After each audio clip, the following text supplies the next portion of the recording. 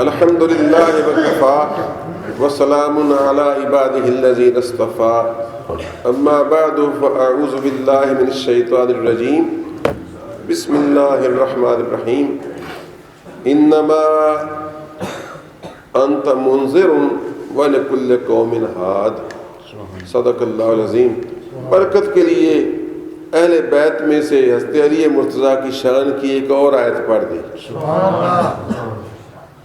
یہ سورہ رعد کے پہلے رکوع کی آخری تقریباً آیت ہے، آخری جملہ ہی آخری ہے۔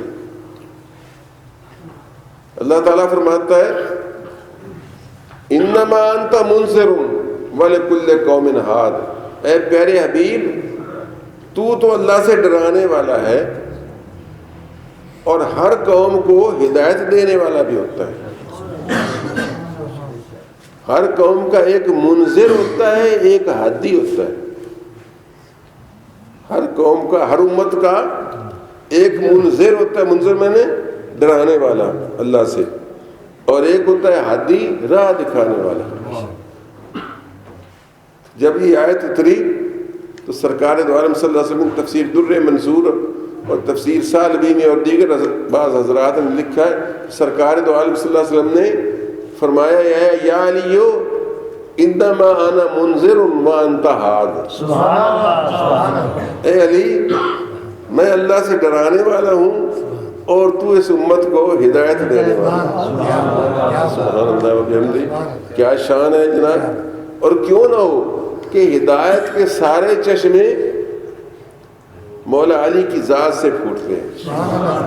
آپ شاید اس کو نہ جانتے ہو، جو اولیاء اللہ ہیں وہ جانتے ہیں اس کو، نہیں سمجھے ہو، کیونکہ آپ تو اس خیرات کے یعنی مانگنے والی شاید نہیں ہے، یا اس کے ڈیزرو ہی نہیں کرنے والے، جن کو اللہ تعالیٰ شان ولایت دیتا ہے نا، ان سب کو پتہ ہے کہ ولایت کا ٹکڑا علی مرتضیٰ کے ہاتھ سے ملتا ہے۔ چنانچہ مولانا مفتی احمد یار خان نعیمی رحمۃ اللہ تعالیٰ علیہ کا ایک شعر مجھے اس وقت یاد آ رہا ہے، فرماتے ہیں ہو چشتی قادری یا نقش بندی سہروردی ہو چشتی قادری یا سہروردی نقش بندی ہو، ولایت کا انہی کے ہاتھ سے سب کو ملا ٹکڑا۔ گویا یہ ایسا مضمون نہیں، اس کو ایک مفسر قرآن نے بھی لکھا ہے، میں کو پلے سے نہیں بنا رہا، وہ چشتی قادری یا سہروردی نقش بندی ہو، ولایت کا انہی کے ہاتھ سے سب کو ملا ٹکڑا۔ یہی وجہ ہے کہ سید محمد اسماعیل شاہ صاحب بڑے حضرت کرما والے، مجھے اچھی طرح بچپن کی باتیں یاد ہیں کہ کبھی کبھی حافظ عبداللہ صاحب کے ساتھ ایک دو مرتبہ جانا ہوا تو ان کی ذرا سادہ سی موٹی سی آواز اور سادہ سا لہجہ تھا، تو باتیں بیلیو بابے رسول اللہ دی بڑی شان، بابے غوث پاک کی بڑی شان، اس طرح کی بات انداز میں کرتے تھے۔ تو میرے دوستوں اور پیاروں، حضرت سیدنا علی مرتضیٰ کرم اللہ تعالیٰ وجہ الکریم کی بڑی شان ہے کہ جس کو جو ولایت کا ٹکڑا ملتا ہے ان کے ہاتھ سے ملتا ہے۔ ان باتوں پر نہ جاؤ کہ انہوں نے دنیا میں بڑے دکھ اٹھائے، یہ بڑی سطحی نظر ہے کہ جو دنیا میں دکھ اٹھائے ہمارے نزدیک وہ بندہ تو بڑا بیچارہ ہوتا ہے۔ نہیں، نوح علیہ السلام نے 950 سال پتھر کھائے ہیں، ان کے ثواب کو کوئی پہنچ سکتا ہے؟ سرکار دو عالم صلی اللہ علیہ وسلم نے مکہ میں کانٹوں کے زخم اٹھائے ہیں اور اپنے پڑ کوڑے کرکٹ ڈلوائے ہیں اور دروازوں پر گڑھے کھدوائے ہیں قریشیوں کے ہاتھوں سے، ٹھیک ہے نا، اور اپنے وجود پر ابو جہل جیسے کمینوں سے اوجھڑی اونٹ کی ڈلوائی ہے، تھوڑے ظلم ہوئے۔ اور میرے بھائیوں، طائف میں پتھر کھائے ہیں اور نالین مبارک خون سے بھر گئے ہیں، بلکہ آپ فرماتے ہیں جتنا میں راہ خدا میں ستایا گیا ہوں اتنا اور کوئی نبی نہیں ستایا گیا۔ یہ حضور صلی اللہ علیہ وسلم کی حدیث ہے، ہمیں سمجھ آئے یا نہ سمجھ آئے۔ ہو سکتا ہے آپ میں کوئی کہے جی کہا وہ تو 950 سال مار کھاتے رہے، آپ نے تو صرف 13 سال مکہ والوں کی مار کھائی. لیکن میاں مار کا تعلق ہوتا ہے بندے کے مقام کے ساتھ ہے، نہیں سمجھے؟ اب بوٹا ریڑھی والا جتوں مٹی پڑتا ہے روز کٹیج کے آندا ہے کہ نہیں تے ہسدا آندا ہے بھئی 2 ریڑھیاں پٹ لئیاں تیجی تے پھڑیا گیا تے بس 1-2 لائیاں کوئی گل نہیں آپ مڑ دا لگے گا مڑ پٹ لیا. بوٹے دا کام کی ہے مٹی پڑنا تے کھوسڑے جائنا سہنا. لیکن جے بلاول کدھر کٹیج کے آ جائے کیوں جی سارے ملک کو روم مچ جائے گا. اور بلاول نو میاں انہاں پھاڑتے چھوڑا نے لائیاں چنگیاں کر کے ہاں جی سارے ملک چ نا بدور پی جائے نا. ہاں تو میرے دوست معلوم ہوتا ہے کہ بندے کی شخصیت کے مطابق اس چیز کو کاؤنٹ کیا جاتا ہے. ارے جو لامکاں کا مسافر اور مہمان ہو اور اللہ جس کا میزبان ہو اور پوری کائنات جس کے صدقے میں پیدا کی گئی ہو اور وہ طائف کی گلیوں میں پتھر کھائے اور اس طرح کہ جب پتھروں سے چور ہو کر بیٹھ جائے لوگ کندھوں سے پکڑ کر اوباش منڈے اٹھا دیں اور پھر وہ چلے اور پھر پتھر ماریں اور پھر وہ تھکن سے بیٹھ جائیں. اس حال سے عالم پورے طائف کی گلیوں میں پھرا کر اس کو باہر نکالا گیا اور وہ ایک باغ میں جا کر تھوڑی دیر کے لیے سستائیں اور جبریل آئیں عرض کریں یا رسول اللہ اگر حکم دے تو اخشبین کو، یہ 2 پہاڑ ہیں، دونوں پہاڑوں کو اخشبین کو میں اٹھاؤں اور زمین سے ان کے اوپر گرا دوں کیونکہ مجھ کو قوم لوط کی طرح بستیوں کو الٹانا آتا ہے. تو نبی کریم صلی اللہ علیہ وسلم فرمائے کہ نہیں. یہ سن کر رحمت للعالمین نے ہنس کے فرمایا، یہ سن کر رحمت للعالمین نے ہنس کے فرمایا کہ میں اس دہر میں قہر و غضب بن کر نہیں آیا. اللہ اکبر سبحان اللہ. نعرہ تکبیر، نعرہ رسالت، نعرہ رسالت. سبحان اللہ سبحان اللہ. کیا بات.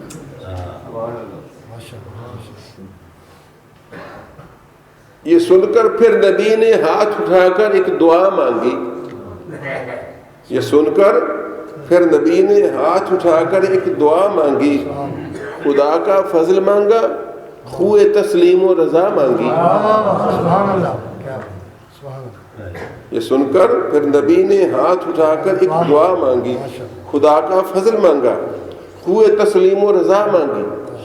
اور مانگا کیا؟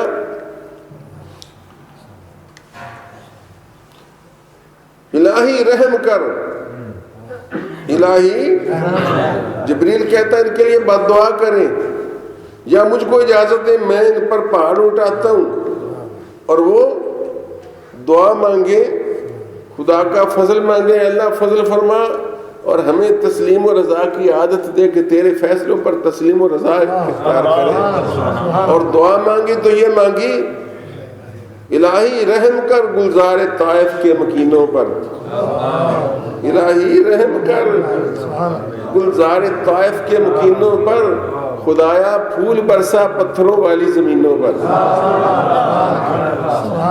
یہ حفیظ جلندری نے شاہنامہ اسلام میں لکھی ہیں.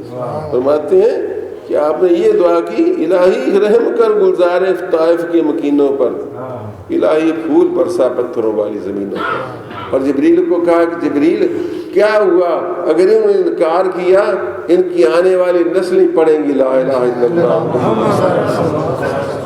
اور آج طائف میں لا الہ الا اللہ محمد رسول اللہ کے نعرے گونجتے ہیں. تو میرے دوستوں اور عزیزوں، جس کی اتنی بڑی شان ہو اور وہ اتنی تکلیفیں اٹھائے تو یہ مجبوری معذوری نہیں ہے، یہ بہت اونچے امتحان کو پاس کرنے والی بات ہے. اور سچی بات تو یہ ہے، خدا لگتی بات یہ، اور جو تاریخ دان سیرت کو سمجھنے والے وہ جانتے ہیں کہ رسول اللہ صلی اللہ علیہ وسلم کا سفر معراج جو تھا اس واقعہ طائف کے چند دن بعد رونما ہوا.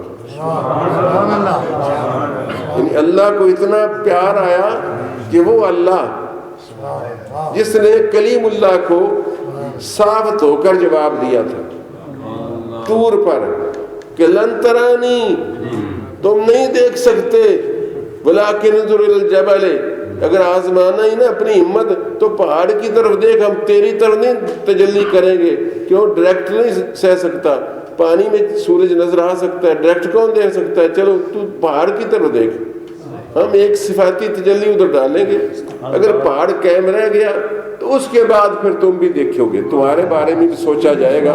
لیکن یہ ہے کہ جب پہاڑ پر تجلی ہوئی، فلما تجلی ربہ للجبل جعلہ دکا وخر موسیٰ صعقا، جب پہاڑ پر تجلی ہوئی تو پہاڑ ریزہ ریزہ ہو گیا اور موسیٰ علیہ السلام غش کھا کر گر گئے۔ فلما افاقا، جب افاقہ ہوا کچھ دیر بعد، گھنٹہ 2 گھنٹے 4 گھنٹے جی کوئی پانی ڈالا، کس نے پلایا یا کچھ ہوش ٹھکانے ہوئے تو کہا قال سبحانک، بولے تو پاک ہے مولا، تیری بہت بلند شان ہے، ہم اس قابل نہیں کہ تجھے دیکھ سکتے۔ تبت الیک، میں نے توبہ کی، تبت الیک، میں نے توبہ کی کہ میں ایسا مطالبہ کروں جس کے لائق نہیں ہوں۔ مجھے پتہ چل گیا ہے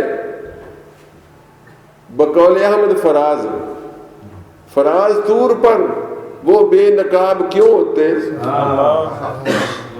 فراز طور پر وہ بے حجاب کیوں ہوتے کہ آشنا کی تجلی تھی آشنا کے لیے، آشنا کی تجلی تھی آشنا کے لیے۔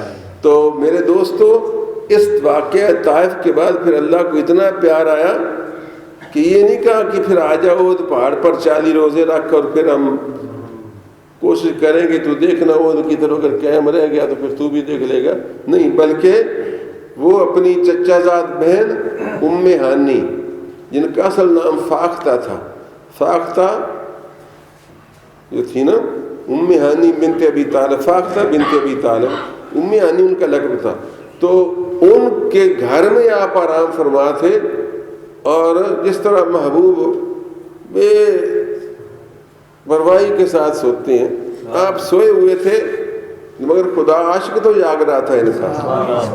اس نے جبریل کو کہا کہ جاؤ آج آسمانوں پر نوبت صدق و صفا بجا دو اور ساری خدمتیں معطل کر دو، اسرائیل کو کہو سور رکھ دے، میکائیل کو کہو رزق کا پیمانہ جو اس نے پکڑا ہوا ہے نا رزق بانٹنے والا اس کو رکھ دے، اسرائیل کو کہو قبضے روح موقوف کر دے، آسمانوں پر نوبت صدق و صفا بجے، جنت کو سجا دو، دوزخ کو بجھا دو۔ کیوں؟ جبریل نے پوچھا یا اللہ کیا بات ہے، قیامت آ رہی ہے؟ جی فرمایا ہاں قیامت ہی آ رہی ہے۔ اب میں وہاں حقیقت سے مجاز میں ذرا آ گیا ہوں۔ فیض احمد فیض کہتا ہے کب تک تیری راہ دیکھیں اے قامت جانانا، کب تک تیری راہ دیکھیں اے قامت جانانا، کب حشر معین ہے تجھ کو تو خبر ہوگی، تو یار کا آنا بھی تو حشر ہی ہوتا ہے، عاشق کے دل کے لیے محبوب کا آنا قیامت ہوتا ہے۔ اس کا پہلا شعر سنیے اس غزل کا، کب ٹھہرے گا درد دل، کب ٹھہرے گا درد دل، کب رات بسر ہوگی، سنتے تھے وہ آئیں گے، سنتے تھے سحر ہوگی، کب تک تیری راہ دیکھیں اے قامت جانانا، کب حشر معین ہے تجھ کو تو خبر ہوگی۔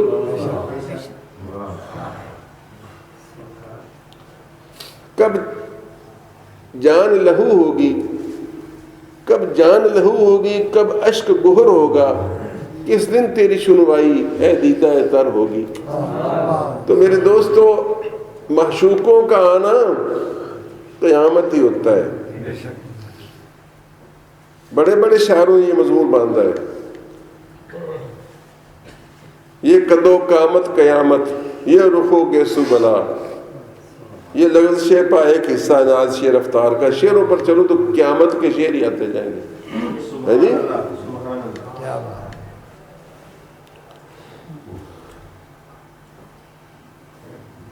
یہ عجب قیامتیں ہیں تیری راہ گزر میں جانا. یہ عجب قیامت, یہ بھی فیض کہتا ہے, یہ عجب قیامتیں ہیں تیری راہ گزر میں جانا. نہ ہوا کہ مر سکیں ہم, نہ ہوا کہ جی اٹھے ہم. یہ عجب تیری قیامت ہے. حالانکہ جو قیامتیں دو آنی ہیں, ایک قیامت ہوگی جو مار ڈالے گی, ٹھیک ہے نا. شاعروں کی شاعری سمجھنے کے لیے اچھا بھلا علم چاہیے. دو قیامتیں آئیں گی, پتہ ہے نا آپ کو؟ نہیں پتا میرا. اب پہلی قیامت میں سارے, پھر دوسری قیامت میں جب دوسرا بزرگ ہو گئے سارے کھڑے. شاعر کہتا ہے ساڑھے یار دا آمنا عجب قیامت ہے. یہ عجب قیامتیں ہیں تیری راہ گزر میں جانا. محبوبہ تیری راستے میں عجیب قیامت آندیاں. یہ جیاں قیامتیاں نہ ہوا کہ مر مٹے ہم, نہ ہوا کہ جی اٹھے ہم. نہ ہوا کہ مر سکے ہم, مر مٹے ہم, نہ ہوا کہ جی اٹھے ہم.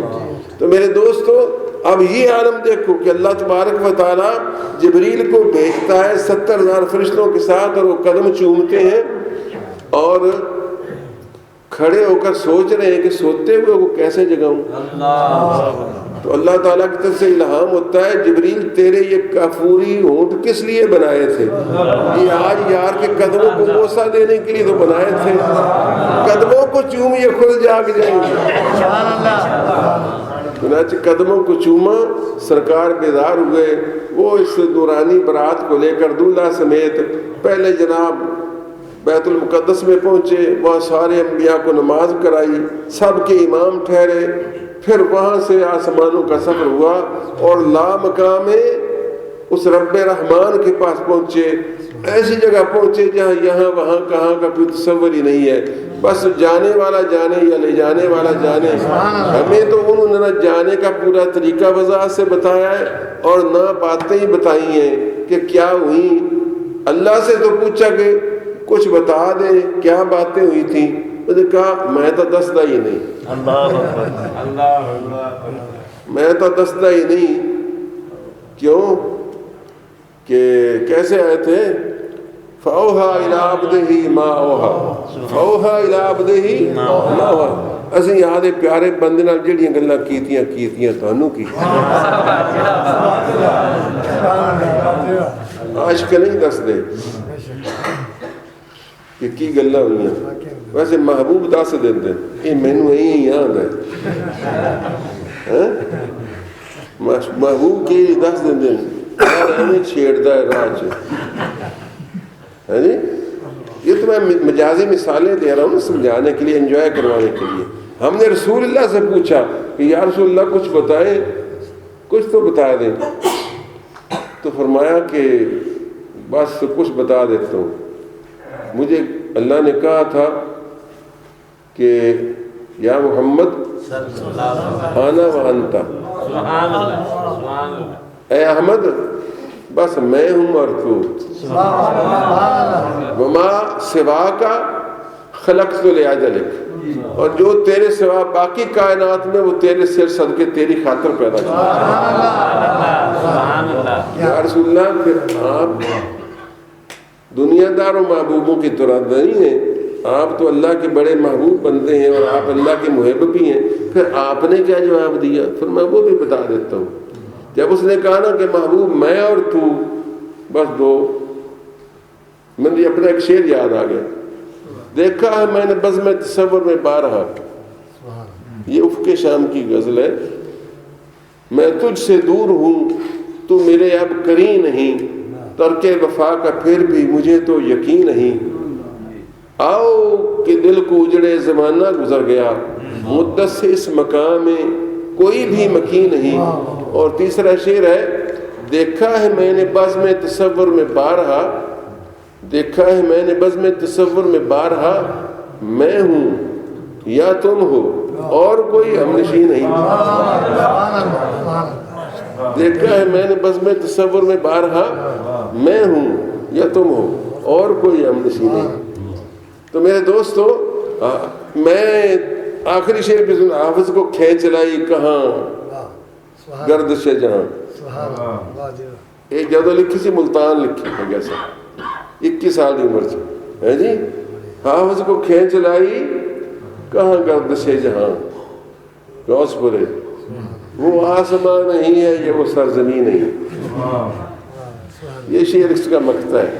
تو اس طرح میاں بات ہوتی ہے. بہرحال دوست کا آنا قیامت ہوتا ہے، مگر اللہ تعالیٰ نے اس محبوب کو طائف کے پتھروں کے بعد اتنا پیار دیا کہ کائنات میں کسی کو اتنا پیار دے دیا حتیٰ کہ بے حجاب آنا، سر کی آنکھوں سے طاقت اللہ نے دی اور انہوں نے اللہ کو دیکھا. اور رأیت ربی فی احسن صورت کہتے ہیں، میں نے آپ کو حسین ترین صورت میں دیکھا. اور کتنا قریب ہو کر دیکھا. اللہ فرماتا ہے کانا کعبہ قوسین او ادنا، 2 کمانوں کے قریب بلکہ اس سے بھی زیادہ قریب. تو میرے دوستو جتنے اللہ والے بلند مقام والے ہوتے ہیں اتنے ان کے امتحان بھی زیادہ ہوتے ہیں. اللہ تبارک و تعالیٰ ایک وقت میں ان کے ناز اٹھاتا ہے اور دوسرے وقت میں دنیا والوں کو دکھاتا ہے کہ میں ہی ان سے پیار نہیں کرتا رہا، یہ بھی مجھ سے پیار کرتے ہیں. چنانچہ جب شہزادے چھوٹے تھے، امام حسن اور حسین، فاطمہ الزہرا کے جگر گوشے رسول اللہ کے باغ کے پھول، ریحانۃ الرسول، جب چھوٹے تھے نا، اور چھوٹے کتنے تھے کہ دونوں بھائیوں میں 11 مہینے اور صرف 10 دن کی عمر کا فرق تھا. دونوں بھائیوں میں عمر کا فرق کتنا تھا؟ 11 مہینے. یعنی یہ بھی اللہ تعالیٰ کی شان ہے کہ صرف 11 مہینے اور 10 دن کے فرق سے حسن کے بعد حسین پیدا ہو گئے. یعنی یوں کہو کہ 1.25 مہینہ گزرنے کے بعد ہی امید ہو گئی. سمجھا نہیں نا؟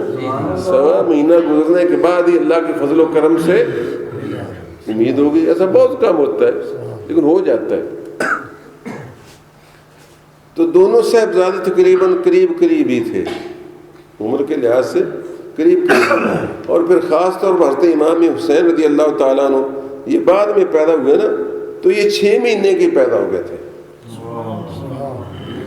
یہ 6 مہینے کے پیدا ہو گئے. اور دنیا بھر میں صرف 2 بچے ہیں جو 6 مہینے کے پیدا ہوئے اور زندہ رہے. ورنہ عام طور پر 6 مہینے کا بچہ بہت کم زندہ رہتا ہے جی. میں نے یہ کتاب میں پڑھا ہے اور آگے غم میں کہ 2 بچے ہیں کائنات میں جو 6 مہینے کے پیدا ہوئے اور ٹھیک ٹھاک پیدا ہوئے اور ٹھیک ٹھاک رہے اور بڑے بہادر اور جاندار تھے. کہ یحییٰ علیہ السلام جو زکریہ علیہ السلام کے بیٹے تھے، اور دوسرے علی مرتضیٰ کرم اللہ کریم کے اور بیٹے تھے حضرت امام حسین رضی اللہ تعالیٰ. یہ 6 ماہ کے پیدا ہوئے اور الحمدللہ بڑے ٹھیک ٹھاک تندرست زندہ و پائندہ رہے. یہ ہر بات میں ان کی کچھ نہ کچھ ندرت ہے. تو یہ دونوں شہزادے کم سن تھے اور رسول اللہ صلی اللہ علیہ وسلم نے سچ یہ ہے کہ ان کو جس محبت اور پیار سے پالا تھا اس کا اندازہ یوں کر لو کہ جب دونوں شہزادوں کو کبھی پیاس لگتی، کیونکہ پانی وہاں ذرا کم تھا، اس زمانے میں تو اور ہی کم تھا، تو پیاس لگتی بچے روتے تو سرکار دو عالم آ کر جلدی سے ان کی ہونٹوں پر ہونٹ رکھ دیتے اور اپنی زبان ان کے منہ میں ڈال دیتے اور وہ زبان چوس کر سیراب ہو جاتی. جن بچوں کو اس طرح پالا گیا ہوگا، جن کے منہ میں لعاب مصطفیٰ بچپن میں ہی گیا ہوگا، ان کے اندر برکات کا سمندر کیسے ٹھاٹھے مارتا ہوگا. آپ نے فرمایا یہ دنیا میں میرے 2 پھول ہیں. یہ سب احادیث ہیں. یہ دنیا میں میرے، کیونکہ اب یہ ان کے لاڈ کا زمانہ ہے نا، پھر امتحان کا زمانہ آئے گا. یہ لاڈ کا زمانہ ہے اور اس قدر ہے کہ سرکار دو عالم صلی اللہ علیہ وسلم اپنے کندھوں پر اٹھاتے ہیں اور گھوڑا بن کر، اونٹ بن کر، زلفیں ان کی لگام کے طور پر ہاتھ پر پکڑا کر چلتے ہیں. اور صحابہ میں سے کوئی دیکھتا ہے تو بے اختیار پکار اٹھتا ہے، نعم المرکب رکبتا یا غلام، او بچے بڑی شاندار سواری بھائی لئی آنا تو. تو سرکار دو بچے تو چھوٹے تھے، سرکار دو فرماتے ہیں نعم المرکب ہوا یا عمر، عمر سوار بھی تو ویک کڈا سونا، اگر سواری سونی ہے تو سوار بھی تو ویک کڈا سونا۔ پھر حضور صلی اللہ علیہ وسلم کے بعد ابو بکر صدیق بھی کندھوں پر اٹھایا کرتے تھے، یہ بھی میں بات بتا دوں، اور حضرت فاروق اعظم بھی ان کے ناز اٹھایا کرتے تھے، اتنے ناز اٹھایا کرتے تھے کہ ان کی خدمت اور خرچے کے لیے، اس فاطمہ الزہرا وفات پا چکی تھی، ان کی خدمت اور ان کے وظیفے کے طور پر حضرت فاروق اعظم نے ان کی تنخواہ، ان کا سالانہ وظیفہ بدر کے صحابیوں کے برابر کر دیا تھا۔ دونوں ننھے شہزادوں کا وظیفہ بدر کے صحابہ کے برابر کیا ہوا تھا۔ حالانکہ بدر کے صحابہ نے تو اسلام کی خاطر بڑی قربانی دی تھی، سوٹیوں کے ساتھ لڑے تھے۔ اس پر حضرت عبداللہ ابن عمر نے فاروق اعظم کے صاحبزادے نے سوال بھی اٹھایا تھا کہ حضور یہ کیا ہے کہ آپ نے، میں تو جید فقیہ صحابی ہوں اور حضور صلی اللہ علیہ وسلم کے سفر و حضر میں ساتھ رہا ہوں، لیکن آپ نے مجھ سے شہزادوں کا وظیفہ زیادہ مقرر کر دیا، بچوں کا، یہ تو بدر میں شامل بھی نہیں ہوئے، چھوٹے چھوٹے تھے، تو آپ نے بلکہ پیدا ہی بعد میں ہوئے، جنگ بدر کے بعد پیدا ہوئے، تو آپ نے ان کا وظیفہ بھی، تو میں قربان جاؤں۔ فاروق اعظم نے کہا تھا کہ بیٹے عبداللہ، بس بات کرنی آسان ہے، پہلے ان شہزادوں جیسی ماں لا، ان جیسا باپ لا، ان جیسا نانا لا، پھر مقابلے کی بات کرنا۔ نہ تیری ماں فاطمہ جیسی، نہ تیرا ابا علی جیسا، یار یہ ایک دوسرے کو اپنے آپ سے بڑھ کر جانتے تھے۔ یہ تمہاری عادت ہے، یہ تمہارے مولویوں کی عادت ہے کہ جیسی میری تقریریں ایسی تو شہر میں کوئی کر ہی نہیں سکتا، جیسا میرا مدرسہ ایسا مدرسہ تو کسی کا ہو ہی نہیں سکتا۔ جی یہ سب میرے سامنے طفل ابجد ہیں۔ یہ آج کل کے مولویوں کا حال ہے، صحابہ کرام میں یہ نہیں تھا۔ صحابہ کرام میں تو ایک دوسرے کی خیر خواہی اور ایک دوسرے کی تعریف اتنی تھی کہ وہ اپنے آپ کو عاجزی کے ساتھ اس کے سامنے ہیچ قرار دیتے تھے۔ ایک مرتبہ حضرت فاروق اعظم نے ابو بکر صدیق کو کہہ دیا، یا افضل البشر بعد الرسل، یا افضل الخلق بعد الرسل، اے رسولوں کے بعد سب سے افضل انسان۔ سبحان اللہ۔ تو حضرت ابو بکر صدیق نے کہا، اے عمر، میں تجھے بھی بتا دوں کہ مجھے رسول اللہ نے تیرے بارے میں کیا کہا۔ سبحان اللہ۔ فرمایا کیا کہا؟ فرمایا مجھے حضور صلی اللہ علیہ وسلم نے فرمایا کہ ما طلعت الشمس علی رجل خیر من عمر، کہ سورج آج تک کسی ایسے شخص پر چمکا ہی نہیں جو عمر سے بہتر۔ انہوں نے ان کی تعریف کی، انہوں نے ان کی تعریف کی۔ کتنے محبت تھی، رحماء بینہم۔ عائشہ صدیقہ سے کوئی پوچھتا ہے کہ یا رسول اللہ کو مردوں میں سب سے پیارا کون تھا، تو وہ کہتے ہیں علی، اور عورتوں میں سب سے پیاری کون تھی، وہ کہتے ہیں فاطمہ، اور فاطمہ سے پوچھتے ہیں کہ فاطمہ الزہرا خاتون جنت، تمہارے نانا تمہارے ابا جان مردوں میں سب سے زیادہ کس کو پیارا رکھتے تھے؟ وہ فرماتی ہیں ابو بکر صدیق کو۔ اور عورتوں میں کس کو پیارا رکھتے تھے؟ فرماتی ہیں عائشہ کو۔ کیوں مزہ تو آ گیا نا۔ اب جن کے درمیان اتنے پیار تھے نا، یہ ان کے درمیان رکھنے ڈال رہے ہیں 1400 سال سے، اسی کام پر لگے ہوئے اور اپنی عاقبت تباہ کر رہے ہیں۔ سچ یہ ہے کہ اس مخالفت صحابہ میں ان کے دین کی دھجیاں اڑ گئی ہیں۔ میں آپ کو کیا بتاؤں، کیا یار اس شخص کے دین کی دھجیاں نہ اڑ گئیں جس کا عقیدہ یہ رہ جائے کہ ہمارے نبی کی اتنی اعلیٰ کارکردگی تھی، بھیا اکھا نیچتا گیا تو سارے دین تو پھر گیا۔ کیوں بھائی؟ سبحان اللہ، سوات مٹی، معاذ اللہ، معاذ اللہ کو اللہ دی پناہ۔ یعنی جنہاں دی یہ سوچ ہوئے کہ ساڈے نبی دی انی اچھی کارکردگی سی تو انہیں اچھے بندے تیار کیتے کہ یا اکھا نیچتا گیا کہ اگلے دن سارے ہی انہیں چھڑ گئے۔ کیا بات ہے! استاد دی شان شاگرداں تو مظاہر ہوندی ہے نا۔ جس استاد نے یہ جو شاگرد پیدا کیتے ہون تو استاد اکھا بند کرے تو سارے ہی باغی ہو جاؤں گے۔ کیا اس استاد دی، اس نبی دی توہین نہیں تے جندی؟ ਫਿਰ ਜਿਹੜੇ ਆਖਣ ਸਾਡਾ ਤਾਂ ਕੁਰਾਨ ਹੀ ਅਧੂਰਾ ਹੈ, ਅਸਲ ਕੁਰਾਨ 40 ਸਿਪਾਰਿਆਂ ਵਾਲਾ ਤੇ ਮੌਲਾ ਅਲੀ ਲੈ ਕੇ ਨਾਲ ਹੀ ਪਹਾੜਾਂ ਨੂੰ ਅੜ ਗਏ ਕਿਸੇ ਪਾਸੇ, ਜਿਨ੍ਹਾਂ ਕੋਲ ਕੁਰਾਨ ਵੀ ਮੁਕੰਮਲ ਨਾ ਰਿਹਾ। ਇਹ ਕਿਸ ਮੂੰਹ ਨਾਲ इस्लाम की इशाअत करते होंगे? क्यों जी? ये मैं अपने हवाले नहीं, इनकी किताबों के हवाले मेरे पास मौजूद है। ये तो मारी दिया काबू आए न धोना ने, चलो ये से कुरान गुजारा करिए, क्योंकि और तो लभदा नहीं। तो इस वजह से, वरना इनका ख्याल है कि ये कुरान है ही नामुकम्मल, ना इसमें सूरत अली वाली रहेगी, ना फातिमा वाली रहेगी, ना हसन वाली सूरत रहेगी, ना हुसैन वाली, आप पे सूरतें गढ़ियाँ हुई हैं जी। हालांकि इन सूरतों के अंदर ऐसे ऐसे असरार हैं और इनकी गिनती में ऐसे ऐसे असरार हैं कि बायदो शायद ये कुरान एक एक हर्फ मुकम्मल तौर पर हमारे पास पहुंचा हुआ है। इसलिए इसके अंदर इतने असरार। अगर आज मेरा मौजू कुरान करीम होता तो मैं आपको अजीब अजीब बातें बताता। मुझे रात मकसूद साहब ने जो एक बड़ी शानदार बात सुनाई, इंटरनेट से गालिबन इनको मौसूल हुई इतला कि कुरान करीम में जो एक मोजज़ा है, उस मोजज़े में से एक मोजज़ा ये भी है कि जो 19 सदवी में पैदा हुआ ना, 19वीं सदी में, तुम में से जो 19वीं सदी में पैदा हुआ, चाहे 1999 जी क्यों ना पैदा हुआ या चाहे 1901 क्यों ना पैदा हुआ, जो भी 19वीं सदी में पैदा हुआ, वो अगर मालूम करना चाहे कि मेरी उम्र कितनी है तो अपनी तारीख पैदाइश देखे। जिस साल उसकी तारीख पैदाइश हुई है उसकी इकाई और दहाई के जो हिस्से हैं दो, उनको 114 से मनफी कर दे, तुम में से हर एक की उम्र निकल आएगी। अल्लाह अकबर, सुभान अल्लाह। तुम में से हर एक की उम्र पूरी निकल आएगी। मसलन मैं एक मिसाल देता हूँ, मैं 1943 में पैदा हुआ और 1943 को 114 से निकाल दो तो मेरी उम्र 71 साल है। बिल्कुल ठीक है, आप अपनी सोच लें और कर लेना। ये काम अब न करना, अब मेरी तकरीर सुनो, बाद में घर में जाकर करना।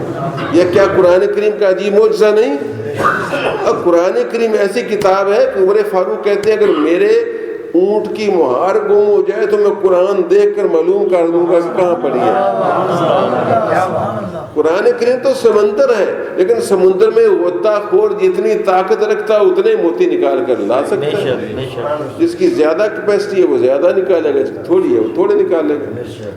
तो मेरे दोस्तों, ये शहजादे जो थे, इनको अल्लाह तबारक व तआला के महबूब ने बचपन में जो लाड लडवाए हैं, जो कराए हैं, वो बायद शायद, और अल्लाह ने इनके नाज उठाए, उनकी तो बात ही और है। मैं क्या क्या सुना सकता हूँ। मैं मेरे भाइयों, हालत तो यहाँ ये थी कि एक हिरनी का बच्चा बद्दू दे गया रसूलुल्लाह को। उस वक्त हुसैन पास खड़े थे, हसन पास खड़े थे। हसन तो आपने हसन को दे दिया, छोटा सा नन्हा मुन्ना प्यारा सा बच्चा खुश होता है, आपने हसन को दे दिया। अब जब हसन उठा कर ले गए तो हुसैन ने कहा ये कहाँ से लाए हो? उन्होंने कहा नाना जान ने दिया। तो आपने कहा मैं भी जाता हूँ। अब वो नाना जान के पास वो भी, अब दूसरा बच्चा कहाँ से लाए? बद्दू दे ही एक गया। अब करीब था कि हुसैन रो पड़ते, बच्चे को तो नहीं ना इतना होता कि अब और कहाँ से मिलेगा, करीब तक रो पड़ते। मगर उनके रोने से पहले देखा कि मस्जिद नबवी के दराज़े के अंदर एक हिरनी अपना छोटा दूसरा बच्चा लिए हुए अंदर आ गया।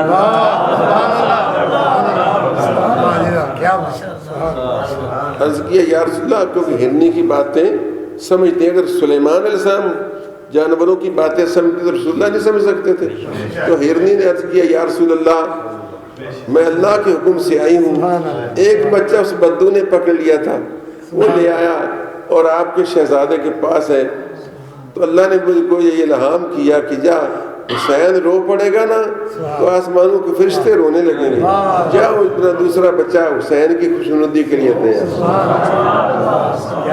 ये सुनकर रसूलुल्लाह भी रो पड़े कि सुभान अल्लाह, आज इतने लाड लडवाए जा रहे हैं, कल इनको तपती हुई दश्ते करबला की रेत पर प्यासा भूखा शहीद करवाया जाए।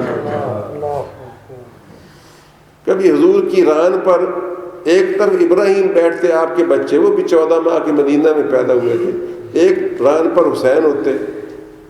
जिब्रील आते हैं, कहते या रसूल अल्लाह सल्लल्लाहु अलैहि वसल्लम, अल्लाह ने सलाम भेजा है اور فرمایا ہماری یہ رضا ہے کہ ان دونوں میں سے ایک لے لیں گے، جو دینا ہے دے دو۔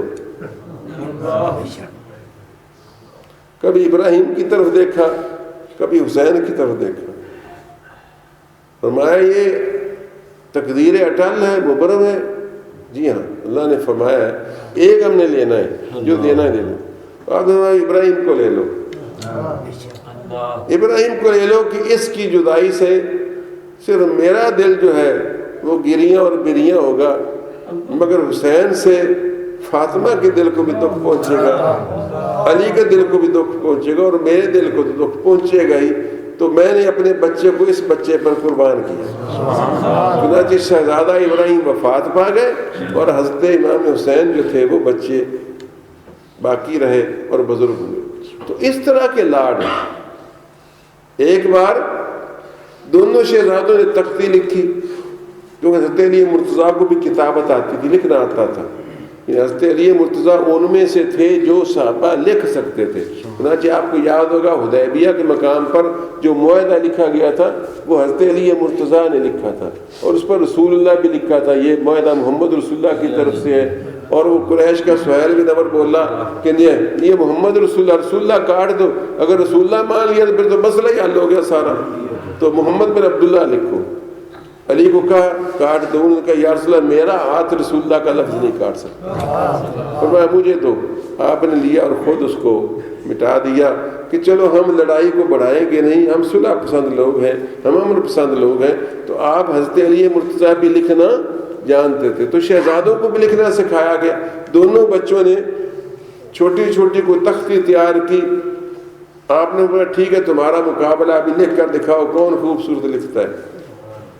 تو دونوں نے لکھا، اب سامنے لائے تو علی مرتضیٰ رک گئے کہ دونوں میں سے کس کا دل دکھی کروں، کیونکہ جس کو کہوں گا تیری اچھی ہے تو دوسرے کا دل دکھی ہوگا، اس کو کہوں گا تو اس کا دل دکھی ہوگا۔ آپ نے فرمایا جان بچانے کے لیے کہ اپنی امی کے پاس لے جاؤ، وہ فیصلہ کریں گے۔ امی کے پاس پہنچے تو وہیں بھی مسئلہ یہی تھا کہ کس کا دل دکھاؤں۔ دونوں شہزادے جنت کے پھول ہیں، دونوں سرداران جنت ہیں، اب میں کس کا دل دکھی کروں؟ انہوں نے کہا رسول اللہ کے پاس چلے جاؤ، مصطفیٰ صلی اللہ علیہ وسلم کے پاس چلے جاؤ۔ اب حضور کی خدمت میں پہنچے، اب یہاں پھر وہی مسئلہ درپیش ہے کہ کس کا دل دکھی کروں، کس کو رنجیدہ کروں۔ آپ اسی سوچ میں تھے کہ جبریل اترے،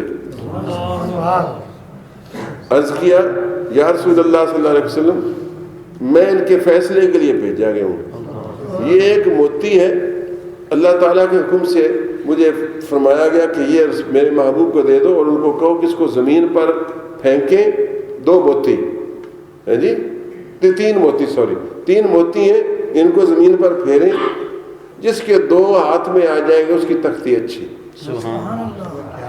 نہیں سمجھے کہ چلو مسئلہ ہی نہیں کہ ذمہ پڑ جائے گا، جو 2 لے لے گا بھائی تیری ٹھیک ہے، وہ 2 جو لے لے انہیں ایک۔ تو 3 موتی پھینکے، دونوں بچے جھپٹے، ایک دونوں نے پکڑ لیا، اور تیسری کی طرف دونوں کا ہاتھ بڑھا۔ جب دونوں کا ہاتھ بڑھا تو موتی نے اپنا جگر چاک کر لیا، آتا ایک کی طرف چلا گیا، آتا ایک کی طرف۔ آپ نے فرمایا سبحان اللہ، آج ان لاڈلے بیٹوں کی اتنی یعنی ناز برداری ہو رہی ہے، اور کل کو ان کو بے آب ہو گیا ریگستان میں شہید کروایا جائے گا۔ تو میاں یہ تو تھی لاڈ پیار کی باتیں، اور بھی بڑی باتیں ہیں، مثلا تربیت بھی ایک ضروری ہوتی ہے کہ یہ نسل نہ صرف لاڈلے ہی تھے اور حضور نماز میں بس اوپر بٹھا لیتے تھے اور سجدے سے سر نہیں اٹھاتے تھے، یہ تو لاڈ ہے۔ ہر نانا ہر دادا اپنے بچوں کے ساتھ کچھ نہ کچھ شفقت کرتا ہے۔ اور یہ مسئلہ بھی یاد رکھیے، اگر کوئی بچہ چھوٹا بچہ اوپر چڑھ بیٹھے، تم نماز میں ہو، اس کے گرنے کا خطرہ ہو تو نہ اٹھا کرو، تمہیں بھی یہ جائز ہے، سجدہ لمبا کیے جاؤ، سجدہ لمبا کیے جاؤ۔ اللہ کو ہر مومن کا بچہ پیارا ہے، اللہ بچوں پر بڑا مشفق اور مہربان ہے۔ نبی پاک صلی اللہ علیہ وسلم ابو ماما حضرت سیدہ امامہ ننھی سی بچی تھی، حضرت زینب کی بیٹی، حضور کی دوتی ہوئی نا وہ بھی، تو وہ ماں کسی وقت موجود نہیں تھی، حضور صلی اللہ علیہ وسلم کو کھلا رہے تھے، نماز کا وقت آ گیا، اپنے نماز پڑھائی۔ نماز اس حال میں پڑھائی، صحابہ کرام پیچھے اور آپ نے امامہ کو بغل میں اٹھایا ہوا جماعت کرا رہے ہیں۔ جب سجدے میں جاتے ہیں امامہ کو زمین پر رکھ دیتے ہیں اور سجدہ فرماتے ہیں، سجدے کرنے کے بعد جب اٹھتے ہیں تو پھر اٹھا کر بغل میں لے لیتے ہیں اور پھر قراءت شروع کر لیتے ہیں۔ تو یہ ان کی خصوصیت بھی ہے اور آپ کے لیے بھی جائز ہے۔ بے نماز ہو، تم تو ویسے ہی نماز نہیں پڑھتے پاکستانی ہو، اگر تمہاری بیویاں نہیں پڑھتی ہو نا، بہانہ بناتی ہو تو اور بچوں کا اور ان کا کوئی سنبھالنے والا نہ ہو، ورنہ آج کل تو نگرانیاں بھی بڑی، بچے بھی بڑے، اور اگر کوئی خاتون اکیلی ہو، بچہ روتا ہو، لٹانے سے نہ سنبھل سکتا ہو، تو اس ماں کو اجازت ہے کہ بچے کو گود میں اٹھا کر نماز پڑھے۔ فقہ کے مسائل آپ کو جاننے چاہیے۔ تو میرے دوستو، اس طریقے سے ان کو پالا گیا اور پھر ان کی ایک ایک بات پر تربیت ہوئی۔ مثلا ایک مرتبہ زکوٰۃ کی کھجوریں آئی پڑی تھیں، رسول اللہ صلی اللہ علیہ وسلم نے دیکھا کہ حسین آ گئے، آپ کا خیال شریف ادھر ہوا تو حسین نے ایک کھجور اٹھا لیا، بچہ چھوٹا سا ہے، اس نے کھجور اٹھا لی، منہ میں ڈال لی، اور وہ کھجوریں تھی زکوٰۃ کی، اور زکوٰۃ سید کو لگتی ہی نہیں، اور یہ تو چھوٹا بچہ تھا، چھوٹا بچہ مکلف نہیں، یہ بھی یاد رکھیے، چھوٹے بچے پر شریعت کے احکام لاگو نہیں ہوتے۔ اگر آپ درگزر فرماتے تو کوئی حرج نہ تھا، مگر آپ صلی اللہ علیہ وسلم نے منہ میں انگلی ڈالی اور کہہ کہہ کہہ کہہ کہہ کہہ کہہ کر تھو تھو تھو تھو کر کے اس کو نکال کے چھوڑا اور فرمایا، یبنی نحن لا ناخذ الصدقہ لا ناکل الصدقہ، بیٹے ہم سید ہیں، ہم زکوٰۃ نہیں کھایا کرتے، ہم زکوٰۃ نہیں کھایا کرتے۔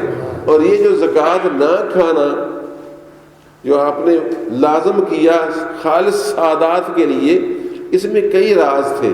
ایک تو راز یہ بھی تھا کہ زکوٰۃ مال کا میل ہوتا ہے، تو زکوٰۃ جب مال کا میل ہو تو سیدوں کو جو پاک ہے، جن کی پاکی کا خدا پاک کرتا ہے بیان، آیا تطہیر سے ظاہر ہے شان اہل بیت، تو یہ میل کچیل پاک لوگوں کو دینا مناسب نہیں۔ یہ بھی ایک راز ہے، مگر اس سے بڑھ کر راز یہ تھا کہ رسول اللہ صلی اللہ علیہ وسلم اپنی تبلیغی اصلاحی کوششوں کا معاوضہ امت سے نہیں چاہتے تھے کہ میں یا میرے بیٹے کل کو امت کی زکاتیں جمع کیا کریں، جس طرح آج کل کے مولوی اور صاحبزادے اور سارے درسوں والے حرام تو نہیں ہے، لیکن اس وقت وہ حرام بھی ہو جاتی ہے جب بندہ اس کو اپنی ضرورت کے لیے استعمال کرتا پھرے اور اس سے اپنے مقصد پورے کرے، اور جناب جعلی تعداد ڈال کر طلبہ کی اور زیادہ فنڈ لے، اس کے لیے رشوت دے۔ اسی وجہ سے الحمدللہ آپ خوش ہوں یا نہ خوش ہوں، آپ حافظہ پر ناراض رہیں یا ناراض رہیں، 30 سال ہو گئے ہیں ہم نے گورنمنٹ کی طرف سے بلکہ کسی دوسرے شخص سے مانگ کر زکوٰۃ نہیں لی۔ اگر کسی نے دے دیے تو اس کا علیحدہ رجسٹر بنایا ہوا ہے جو غریب بچوں میں ہم تقسیم کر دیتے ہیں۔ ہم نے نہ بلڈنگ میں سے کبھی اس کو خرچ کیا ہے اور نہ کسی تنخواہوں میں دیا ہے۔ تو اتنی احتیاط کے ساتھ میں نے الحمدللہ یہ ادارہ بنایا ہے۔ آپ دعا کیا کریں کہ اگر کوئی کوتاہی رہے گی تو اللہ اس کو معاف فرمائے اور اس ادارے کو میرے لیے صدقہ جاریہ بنائے۔ تو سرکار نے منہ سے کھجور بھی نکال دی، ارے جس کے منہ میں زکوٰۃ کی کھجور بھی نہ جانے دی گئی ہو، کوئی حرام اس کے منہ میں کیسے جا سکتا ہے، اور یزید اس کی ٹکر کا کیسے ہو سکتا ہے؟ تو یہ تربیتوں کا حال تھا۔ نبی کریم صلی اللہ علیہ وسلم نے ایسی تربیتیں کی تھی کہ رسول اللہ صلی اللہ علیہ وسلم کی گفتار میں، شکل و صورت میں، کردار میں، اوضاع و اطوار میں پوری تصویر بن گئے تھے۔ آپ کو پتہ نہیں، امام حسین کھانا چاہتے ہیں، خادم کھانا لاتا ہے اور اتفاق ایسا ہے کہ اس کا ہاتھ پھسلتا ہے اور وہ گرم سالن سارا آپ کے اوپر گر جاتا ہے، کپڑے بھی خراب اور جسم بھی جل گیا۔ اگر گرم تھا تو آپ اچانک اوپر دیکھا، پتہ لاشعوری طور پر اوپر دیکھتا ہے، اوپر دیکھنے سے غلام ڈر گیا، اس نے کہا کہ بس آپ نے غصے سے دیکھا نا تو میری اب خیر نہیں۔ بقول شاعر، نظر کی جولانیاں نہ پوچھو، اللہ والوں کی اللہ کے پیاروں کی، اولیاء اللہ کی، صحابہ کرام کی، اہل بیت کی، انبیاء کی، ان کی نظر کی جولانیاں نہ پوچھو، نظر حقیقت میں وہ نظر ہے، اٹھے تو بجلی پناہ مانگے، گرے تو خانہ خراب کر دے۔ تو میرے دوستو اس نگاہ سے وہ ڈر گیا، فوراً جلدی سے پوچھا۔ اس زمانے کے غلاموں کو بھی قرآن یاد تھا جی، اب تو حافظوں کو بھی قرآن یاد نہیں رہا، کیا ہوا تھا یاد نہیں رہا، اس وقت غلاموں کو بھی قرآن یاد تھا۔ تو اس غلام نے فوراً کہا، کیونکہ وہ انگریزی نہیں نہ پڑھتے تھے، جب انگریزی چڑھ جائے تو پھر دین پیچھے ہٹ جاتا ہے، شیطانی عمل جو بڑھ گیا، تو اس نے کہا والکاظمین الغیظ، اللہ کے پیارے لوگ وہ ہیں جو غصے کو پی جانے والے ہوتے ہیں۔ آپ نے فرمایا قسم تو غیظی، میں نے غصہ پی لیا۔ اس نے کہا والعافین عن الناس، اللہ والے لوگوں کو معاف کر دیتے ہیں۔ فرمایا عفوت عنک، تجھ کو معاف کر دیا۔ اس نے کہا واللہ یحب المحسنین، اللہ احسان کرنے والوں کو دوست رکھتا ہے۔ فرمایا جاؤ تجھ کو آزاد کیا۔ سبحان اللہ، اللہ اکبر، اللہ اکبر، نعرہ رسالت، رسول اللہ، اہل بیت۔ یہ تربیت تھی رسول اللہ صلی اللہ علیہ وسلم کی۔ اور امام حسن ابن علی کی تربیت، اس کی بات کیا کرتے ہو، میں ایک دو باتیں ان کی بھی سناتا ہوں، پھر آگے خلافت کے معاملے پر چلتے ہیں۔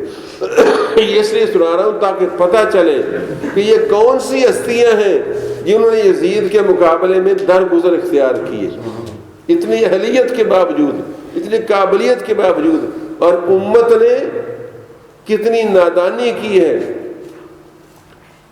کہ یزید جیسے شخص کے لیے ایسی ہستیوں کو شہید کر دیا۔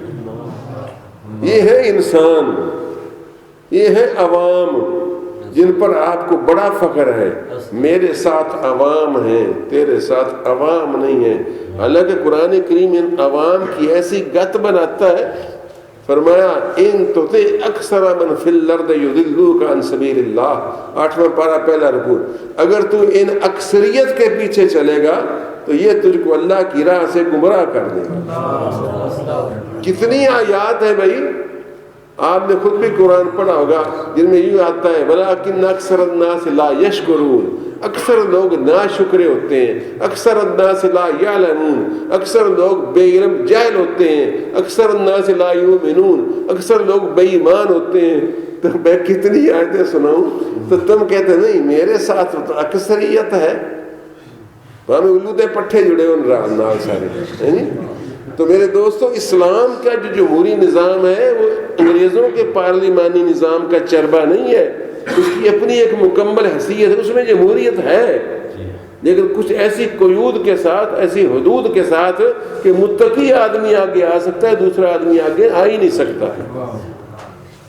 تو حضرت حسن ابن علی رضی اللہ تعالیٰ عنہ کی تربیت ایسی ہو چکی تھی، ان دو باتوں سے اندازہ کر لینا کہ امام حسن بازار میں جب جاتے سودا خریدتے تو جو دکاندار سودے میں رعایت کرتا بازار کی بنسبت، آپ سودا چھوڑ کر آگے چلے جاتے۔ ایک دن خادم نے کہا حضور یہ عجیب بات ہے کہ جہاں سستا ملتا تھا وہاں سے آپ نہیں لیتے، جہاں مہنگا کر ملا وہاں سے آپ لے رہے ہیں۔ آپ نے فرمایا میں عام مسلمانوں کے برابر اپنے آپ کو سمجھتا ہوں، جہاں عام مسلمانوں کو ریٹ جو لگتا ہے میں اسی ریٹ پر لوں گا، میں اپنے نانا جان کی نسبت کو بیچنا نہیں چاہتا، میں اپنے نانا جان کی نسبت کو بیچنا، اس کی قیمت وصول نہیں کرنا چاہتا۔ اور احتیاط کا یہ عالم تھا کہ کہیں دکاندار کا سودا زیادہ نہ میری طرف آ جائے، اگرچہ بھول کر ہی آ جائے، سودا تلواتے تو اس کو کہتے کہ کہیں تکڑی میں پاسنگ نہ ہو، دونوں طرف باری باری توڑ کر دیکھو کہ برابر ہی ہے، اگر دونوں طرف برابر ہوئے تو پھر لے لیتے تھے، ورنہ آپ شبہ رہتا تھا کہ ایسا نہ ہو کہ ادھر پاسنگ ہو اور ادھر زیادہ آ گئی ہو کچھ سبزی یا کوئی چیز۔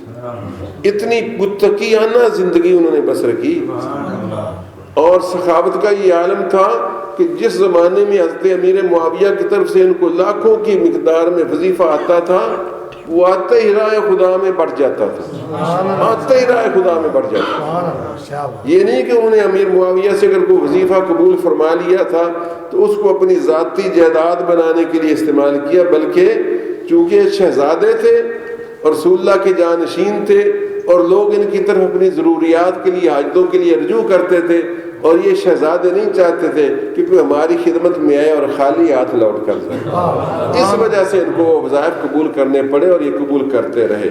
ورنہ سخاوت کا یہ عالم تھا. ایک مرتبہ امام حسن رضی اللہ تعالیٰ عنہ، حسن مجتبی ان کو کہتے ہیں، حسن مجتبی، برگزیدہ چنے ہوئے حسن، تو ایک مرتبہ مدینے کی گلیوں سے باہر نکلے، ایک نخلستان تھا، اس نخلستان کے باہر ایک کالے حبشی کو دیکھا. وہ کالا حبشی روٹی کھا رہا ہے اور اتفاق یہ ہے کہ 2 روٹیاں اس کے پاس ہے اور ایک پاس کتا بیٹھا ہے. وہ ایک ٹکڑا، ایک لقمہ خود کھاتا ہے، ایک لقمہ کتے کو ڈال دیتا ہے. ایک خود کھاتا ہے، کتے کو ڈال دیتا ہے. آپ یہ منظر تھوڑی دیر دیکھتے رہے، پھر اس سے پوچھنے لگے کہ تیرا نام کیا ہے؟ اس نے کہا میرا نام فلاں ہے. کس کے غلام ہوں؟ میں فلاں کا غلام ہوں. ظاہر تھا بھی حبشی غلام تھا. فرمایا یہ تم کیا کر رہے ہو کہ تم تو بھوکے رہ جاؤ گے کہ تم برابر ایک لقمے کے ساتھ ایک لقمہ کتے کو ڈال رہے ہو. تو وہ بولا یار وہ غلام بھی کیسے آقا تھے. کہنے لگا یا حضرت مجھ کو شرم اور حیا آتی ہے کہ کتا بیٹھا میری طرف منہ دیکھ رہا ہوں اور میں روٹی کھا رہا ہوں اور وہ حسرت سے دیکھتا رہے کہ پتہ نہیں یہ مجھے دیکھتا ہے کہ وہ کتے کو حسرت سے دیکھ نہیں سکتے تھے. ہم انسانوں کو دیکھتے ہیں کہ جو حسرت کے مارے پھرتے رہتے ہیں اور ہم عیاشیاں کرتے رہتے ہیں، ہمیں ان کا کوئی کبھی خیال نہیں آیا. تو میرے دوستوں اگر اسلام کو لاگو کر لیتے تو سارے مسئلے اور روگ حل ہو جاتے. پھر کیا ہوا؟ آپ نے فرمایا یہاں بیٹھو جب تک میں واپس نہ ہوں. کس کے غلام؟ اس نے نام بتایا. آپ اس انصاری کے پاس گئے، اس صحابی کے پاس، اور پوچھا کہ فلاں نخلستان باغ آپ کا ہے؟ اس نے کہا جی ہاں. اور فلاں نام کا فلاں غلام مجھے وہ بھی میرا ہے، وہ باغ کی رکھوالی اور خدمت پر رکھا ہوا ہے. آپ نے فرمایا وہ باغ اور غلام بیچنا چاہتے ہو؟ اس نے کہا نہیں جی وہ اچھا غلام ہے، اچھا کام کرتا ہے، باغ بھی اچھا پھل دیتا ہے، میرا کوئی پروگرام تو نہیں بیچنے کا. آپ نے فرمایا تم جتنی قیمت لے لو، جتنی قیمت مانگو میں دینے کو تیار ہوں. اس نے، آپ جانتے ہیں جب منہ منگے منہ لگے تو راہٹ ٹپک پہنتی. تو اس نے کہا جی پھر میں تو اتنے روپے لے لوں گا. آپ نے اتنے روپے جتنے 1000 درہم یا دینار جو اس نے مانگے تھے آپ نے اتنے قیمت دے دی اور غلام بھی خرید لیا اور باغ بھی خرید لیا. آپ سوچ رہے ہوں گے کہ آپ نے سوچا کہ اتنا اچھا نخلستان اور اتنا اچھا غلام میرے پاس ہونا چاہیے. نہیں، بلکہ آپ واپس گئے اور جا کر کہا کہ اے غلام یہ دستاویز، یہ اشتام جو تحریر ہوگی یا جو کچھ، کہ یہ نخلستان میں نے تیرے مالک سے خرید لیا اور تجھے بھی خرید لیا، اور یہ نخلستان میں نے تجھ کو دیا اور تجھ کو راہ خدا میں آزاد کیا. اس نے کہا حضور یہ مہربانی کس لیے؟ فرمایا اس لیے کہ تیرے جیسا بامروت شخص اور جی دار بندہ جو کتے کی حسرت بھی نہ دیکھ سکے اس کو کسی کا غلام نہیں ہونا چاہیے، اس کو تو رئیس اور آقا ہونا چاہیے. تو ایسی یہ ہستیاں تھیں یار، ان کی ایسی تربیت ہوئی تھی. جب حضرت علی مرتضیٰ کرم اللہ تعالی وجہ الکریم نے سفر آخرت اختیار فرمایا، کل آپ سن چکے وہ ساری بات، اب میں وہ تو دہرا نہیں سکتا. تو ابن ملجم نے ان کو نماز فجر میں تلوار ماری، اس خارجی نے، نام نہاد مسلمان نے، جو پہلے ان کا دوست اور حرمی تھا اور بعد میں خوارج میں شامل ہو گیا تھا، اور بھی کوئی وجوہات تھی، تو اس نے آپ کو شہید کر دیا. 21 رمضان المبارک کو آپ قبر میں تشریف فرما ہوئے اور خفیہ جگہ آپ کو دفن کیا گیا، جو اللہ تعالیٰ جانتا ہے. مختلف مورخین کی مختلف رائے ہے. اور حضرت امام حسن نے پوچھا تھا کہ ابا جی کیا آپ اپنے بعد مجھے نامزد کرتے ہیں؟ فرمایا نہیں، نہ میں نامزد کرتا ہوں اور اگر تجھ کو لوگ نامزد کریں تو میں روکتا نہیں ہوں کہ نہ خبردار نہ بننا. اگر لوگ مسلمان تیری قیادت چاہیں تو ٹھیک ہے، نہ چاہیں تو کوئی ضروری نہیں. چنانچہ آپ کو جب اللہ کے حوالے کر دیا گیا تو اب امام حسن مجتبی رضی اللہ تعالیٰ عنہ کوفے کے اندر موجود تھے. یاد رکھنا اب گروپ کون سے بن گئے تھے؟ ایک تو ملک شام والے تھے جن کی انہوں نے بیعت کر رکھی تھی امام حسن حسین نے، امیر معاویہ رضی اللہ تعالیٰ عنہ کی خلافت اب قائم ہو چکی تھی، اور انہوں نے 19 سال خلافت کی، پہلے والا ٹائم علیحدہ حضرت فاروق والا، عثمان غنی والا، اور 19 سال اس کے بعد انہوں نے کی، اور بڑی فتوحات کی، قصد دنیا تک کی مہمات سر کی۔ اب یہاں تاریخیں طرح طرح کی باتیں کرتی ہیں، ہر ایک کو اپنا مواد مل جاتا ہے۔ محمود احمد عباسی جیسے دیوبندی یزید کی فیور کرنے والوں کو تو یہ بھی تاریخ انہی تاریخوں میں مل جاتا ہے کہ قصد دنیا کی مہم میں یزید جو تھا سپہ سالار تھا، اور نماز وہی کرواتا تھا، اور حسن حسین اس میں شامل تھے اور نماز اس کے پیچھے پڑھتے تھے۔ اور بہت سارے کہتے کہ نہیں، اس کو سپہ سالار تو نہیں بنایا گیا تھا، ان میں طاہر القادری صاحب بھی ہے، وہ کہتے ہیں نہیں سپہ سالار نہیں بنایا، لیکن تاریخ میں وہ روایت موجود ہے، سپہ سالار نہیں بنایا گیا تھا، یزید بطور سپاہی ساتھ تھا۔ چلو ٹھیک ہے، گویا کہ یزید بھی اس فوج میں مجاہد تھا اور حسن حسین بھی اس فوج میں مجاہد تھے، لہذا یہ جو پراپیگنڈا بہت گندا اس کے خلاف ہے، ہم اس کے قائل نہیں ہیں اور نہ اس کو ضروری سمجھتے ہیں، سمجھے ہو نا۔ اس کی برائی کے لیے اتنا ہی کافی ہے کہ وہ فاطمہ کے لال کے مقابلے میں آیا، نہیں سمجھے؟ وہ فاطمہ الزہرا کے لال کے مقابلے میں آیا، یار اس کی برائی کے لیے اتنا ہی کافی ہے۔ ہم الحمدللہ دعا کرتے ہیں اللہ ہمیں فاطمہ الزہرا کے لال کے ساتھ روز قیامت رکھنا، ہمیں اس کو روکے میں رکھے۔ ہم ہندا کے پوتے کے ساتھ ملنے کے لیے تیار نہیں، چاہے وہ کتنا بھلا مان سے کیوں نہ ہو، نہیں سمجھے؟ ہم یہ نہیں کہتے کہ اس کی فیور کریں، لیکن بہرحال تاریخ میں طرح طرح کی باتیں ملتی ہیں۔ بہرحال وہ بھی مجاہد تھا، وہ بھی قصد دنیا کی مہم پر گیا، اور حضرت امام حسن حسین بھی گئے امیر معاویہ کی قیادت میں۔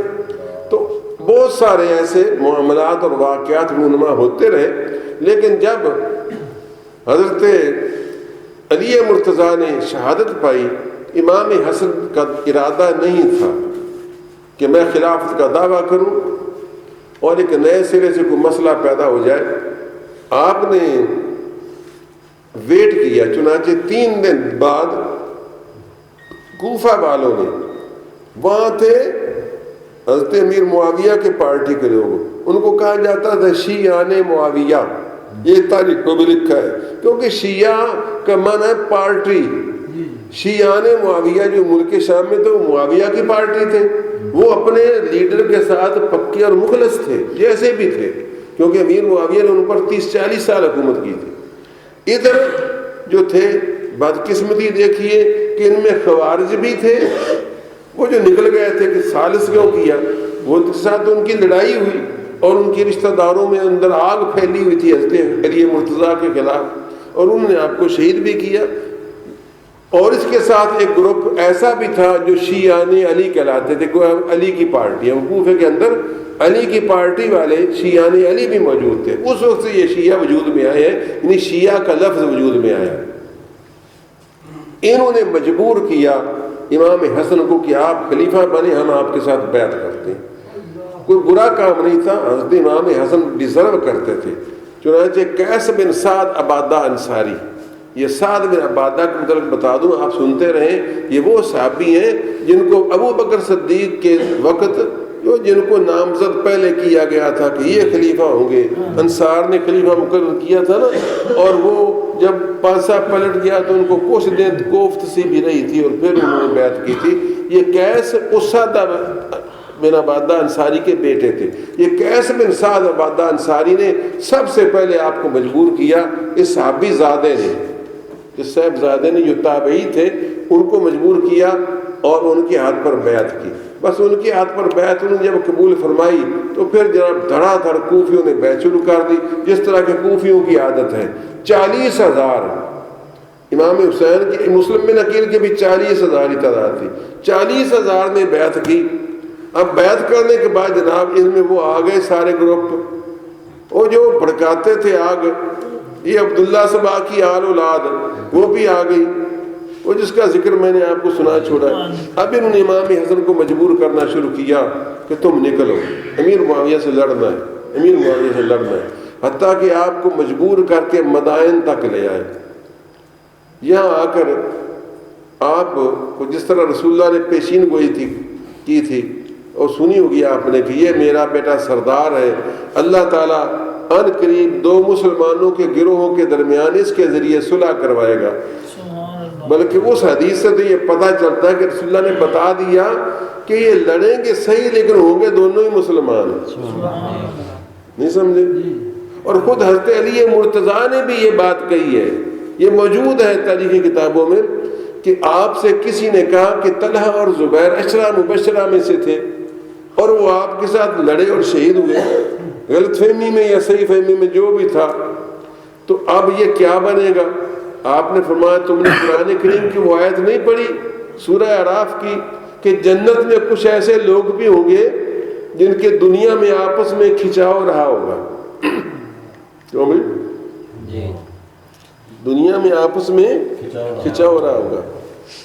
کیڑے اللہ دے نیک بندے جو کھچاؤ نہیں ہویا رہا ہے، ہوں بھی ہے گا تمہیں پتہ ہے سارے بصیر پور دے بزرگان دین ایک دوسرے ویکھنا نہیں چاہتے، تسی سن دوزخ تکنا چاہتے ہیں نہیں، انشاءاللہ بھلی امید رکھنی چاہیے۔ حضرت علی مرتضیٰ نے کہا کہ جنت میں ایسے لوگ ہوں گے، قرآن کہتا ہے کہ جن کی دنیا میں آپس میں کھٹ پٹ رہی ہوگی کسی وجہ سے، لیکن ان کی نیکیاں بھی بہت زیادہ ہوں گی، تو وہ نیکیاں ان کوتاہیوں کو کھا جائیں گی اور ہم دونوں کو جنت میں بھیج دیں گے، اس کو بھی اور اس کو بھی۔ اور پھر کیا کریں گے؟ آیت یاد کر لو، وَنَزَعْنَا مَا فِي صُدُورٍ، یہ دو جگہ آتی ہے آیت تھوڑے فرق کے ساتھ، وَنَزَعْنَا مَا فِي صُدُورِهِم مِّنْ غِلٍّ إِخْوَانًا عَلَىٰ سُرُرٍ مُتَقَابِلِينَ، کہ جنتیوں کے سینوں کے اندر سے وہ جو بغض اور کینہ اور ناراضگی تھی نا وہ ہم نکال دیں گے۔ اخوانن، وہ بھائی بھائی ہوں گے، علی سرورن، تختوں کے اوپر بیٹھے ہوں گے، متقابلین، ایک دوسرے کی طرف منہ کر کے۔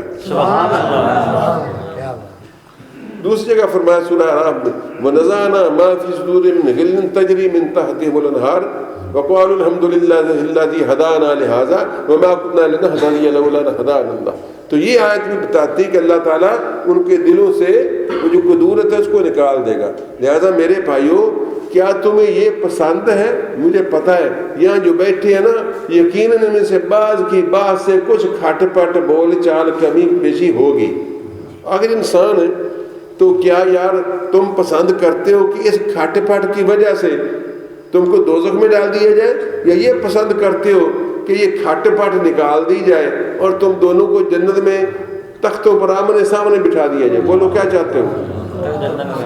جنت میں چاہتے ہو؟ اچھا تو یہ پاس نہیں جانا تے ہونی چھاڑ دو کھٹ پٹ، ضرور ضد کرنی کھٹ پٹ کی۔ ارے اس کھاٹے پاٹ کو چھوڑو یار، کیا بڑی سے بڑی لڑائی بھی ہو جائے تو کیا ہے؟ میں اپنی مثال دے دیتا ہوں یار، میرا بیٹے کی شادی میاں خادم حسین کے گھر میں ہوئی، خالہ کے گھر میں، نباہ نہ ہو سکا، طلاق ہو گئی۔ اب ان سے پوچھ لو، اس کی بیوی، نئی بیوی ان کے گھر جاتی ہے، نہیں سمجھی، اور وہ 500 اس کو دیتے ہیں، اور ان کی بچی جو ہم نے چھوڑی تھی اس کا شوہر ہمارے ہاں آتا ہے اور تعویذ لے جاتا ہے۔ یعنی اس دور میں ایسے گھر کے ساتھ ہم نے مراسم کو متوازن کر لیا ہے۔ اس کا مطلب ہے کہ بندہ تھوڑی سی میں کو گوا دے تو کیا ہوا یار، نیا رشتہ نہیں قائم رہ سکا، پرانا رشتہ تو موجود ہے۔ اللہ کے بندو، یہ صحابہ کرام کی سیرت پڑھا کرو۔ مصیبت تو یہ ہے کہ نہ آپ نے سیرت النبی پڑھی، نہ آپ نے قرآنی احکام پڑھے، نہ آپ کو حضور صلی اللہ علیہ وسلم کے آداب زیست جو ہیں آپ پر عیاں ہوئے۔ تقریر میں آج کل آپ میرے قابو آئے ہیں، اللہ آپ کو جزائے خیر دے، میں سلام پیش کرتا ہوں آپ کو، ورنہ کون جمعے پر بیٹھ کر سنتا ہے اتنی باتیں جو آپ گوارا کر رہے ہیں۔ اور یہ آپ محسوس کریں گے میں بیکار باتیں نہیں کر رہا، سند باتیں کر رہا ہوں، سکہ باتیں کر رہا ہوں، اور آپ کے کام کی باتیں کر رہا ہوں۔ تو امام حسن مجتبیٰ کو قیس بن سعد عبادہ انصاری نے سب سے پہلے بیعت کی، دوسروں نے بھی کر لیا، اور مجبور کر کے 40,000 نے نکال لیا کہ ہم نے لڑنا ہے۔ آپ مدائن تک پہنچے، دیکھا ہے نا مدائن، دیکھا ہے نا مدائن تک پہنچے، وہاں آ کر آپ ٹھہر گئے، آپ کی طبیعت میں اللہ تعالیٰ نے امن پسندی، صلح پسندی غالب کی تھی۔ پھر آپ نے یہ بھی سوچا کہ یہ وہ لوگ ہیں جنہوں نے میرے باپ کے ساتھ جو حسن سلوک کیا ہے، اور جس طرح وہ شہید ہوئے ہیں، اور جس طرح بعد میں مجھ کو چھپا کر ان کو میں نے دفن کیا ہے کہ ان کو بتاؤ بھی نہ کہ کہاں ہیں، یہ اتنے مخلص لوگ ہیں، پتہ نہیں کب کیا گل کھلائیں۔ آپ نے ٹھہر گئے اور ڈیلے کیا۔ انہوں نے کہا جناب آپ ڈیلے کیوں کر رہے ہیں؟ فرمایا میرا ارادہ ہے کہ مسلمانوں کو خون خرابے سے بچاؤں، مسلمانوں کو خون خرابے سے بچاؤں۔ مانا کہ امیر معاویہ میرے باپ کی ٹکر کے نہیں ہے، میری ٹکر کے نہیں، تو کوئی بات نہیں، افضل کی نماز فاضل کے پیچھے یا مفضول کے پیچھے ہو جاتی ہے۔ مثلا پیر مرید کے پیچھے نماز پڑھ سکتا ہے، عالم طالب علم کے پیچھے نماز پڑھ سکتا ہے، تو چلو اگر تھوڑا سا ہم سے کم تر ہیں تو کوئی بات نہیں، امت کو فتنے سے بھی نہیں ڈالنا چاہیے، نکالنے کی کوشش کرنی چاہیے۔ تو میرا ارادہ ہے کہ صلح کرنا، بس یہ سننا تھا۔ ان کو تو لگا آگ گئی۔ آپ جانتے ہیں نا، خود انصاف سے کہنا، تم بھی نہیں گلیوں بازاروں میں رہتے ہو، بندے لڑائی پہندی ویکھ کے خوش ہوندے کہ صلح ہوندی ویکھ کے خوش ہوندے؟ لڑائی پہندی پاویں ککڑاں دی کیوں نہ ہوے، ہاں جی، لڑائی ویکھ کے خوش ہوندے، پاویں چھتریاں دی ہوے، پاویں بٹیریاں دی ہوے، پاویں ککڑاں دی ہوے، انہوں نے لڑائی چاہیے۔ یہ عام انسانوں کی فطرت ہے، یہ کیونکہ انسان امتحان میں ہے، اس کے اندر ایک نفس امارہ بٹھایا ہے، یہ ایسا خبیث ہے کہ مسلمان ہونے کا نام نہیں دیتا، یہ شیطان کا ایجنٹ ہے اور یہ ہمیشہ بری مات دیتا ہے۔ قرآن کہتا ہے ان النفس لامارۃ بالسوء، بے شک نفس امارہ تو برائی کا ہی حکم دیتا ہے۔ چنانچہ بھائی یہ سارے اتنے مخالف ان میں باز ہو گئے کہ انہوں نے حضرت امام حسن کے خیمے پر حملہ کر دیا، آپ کا سامان بھی لوٹ لیا، اور ایک بدبخت نے آپ کو اندھیرے میں تلوار ماری اور آپ کا گھٹنا زخمی کر دیا۔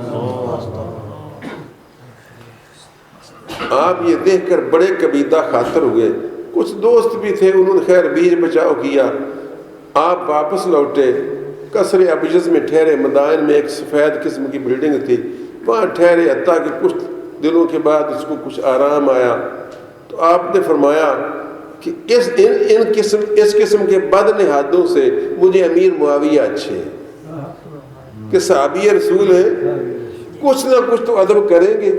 یہ تو نامراد لوگ جنہوں نے نہ نبی کا دور دیکھا، نہ انہوں نے صحابہ کرام کی صحبت پائی، یہ نئے نوخیز لڑکے ہیں، نئے مسلم ہیں، ان کے دل و دماغ میں ابھی اسلام کی عظمتیں راسخ ہی نہیں ہوئی، جس طرح ہمارے نہیں راسخ ہوئی ہوئی۔ ہمارا حال بھی یہی ہے، جن کی عظمتیں راسخ ہوں اسلام کی، کیا وہ 3 دن سے زیادہ ایک دوسرے کے ساتھ سلام دعا چھوڑ سکتے؟ میں تو آپ کو بتاتا ہوں کہ گزرا رات بتایا نہیں تھا کہ نبی پاک نے فرمایا یا ایھا الناس افشوا السلام، اے لوگوں سلام کو عام کر دو۔ کیوں؟ جب تم دشمن کو کہو گے السلام علیکم، وہ تمہارا دوست بن جائے گا۔ تو دشمنیوں کو پالتے رہنا یہ کن کا کام ہے؟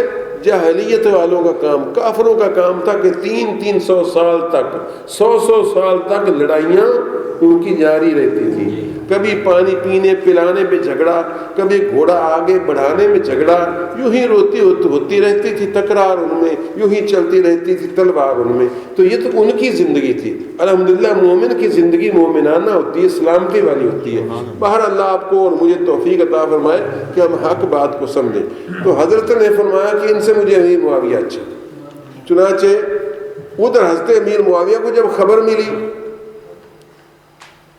کہ امام حسن 40,000 کا لشکر لے کر، کیونکہ کوئی موبائل تو نہیں نا چل رہے تھے، جب خبر پہنچی ادھر سے تو لشکر روانہ ہو چکا ہے، تو حضرت امیر معاویہ نے بھی لشکر لے کر تیاری شروع کر دی کہ اب اس کا مطلب کیا پھر نئے سرے سے ہماری جنگ ہوگی، کہ پہلے تو ہم چلو اپنے اپنے علاقے میں بیٹھے تھے، اپنے اپنے علاقے میں، اب یہ پھر جنگ شروع ہوگی۔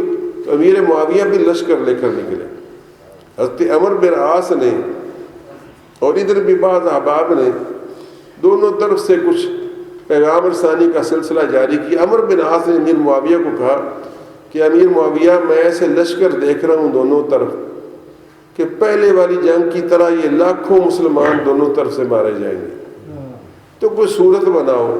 چنانچہ اس انہوں نے امیر معاویہ نے 2 صحابی بھیجے، ان کے نام بھی تاریخ میں موجود ہیں، بات لمبی ہوتی ہے۔ بہرحال ان کو کہا گیا کہ وہ حضرت سے جا کر کہیں کہ آپ جو شرائط صلح رکھنا چاہیں ہم ان کو منظور کریں گے، آپ وہ شرائط رکھ کر ہمارے ساتھ مصالحت کر لیں۔ تو حضرت نے ان شرائط صلح پر، وہ کافی مفصل شرائط ہیں بہرحال، تو ان شرائط میں اس میں کوئی بعض علاقوں کا خراج کہ وہ احواز کا علاقہ تھا اور وہ ان کا خراج اور ان کا جزیہ ہمیں ملنا چاہیے، اور پھر بنو ہاشم کو عطیات ملے، بنو امیہ پر ان کو فوقیت ہونی چاہیے، نہیں سمجھے؟ یعنی ایسی وہ شکیں تھیں، شرائطیں تھیں جو بظاہر امیر معاویہ کے لیے ناقابل قبول ہونی چاہیے کہ اپنی پارٹی کے بندوں کو کم تر وظیفے دیے جائیں اور بنو ہاشم کو زیادہ دیے جائیں، سمجھائیں نا؟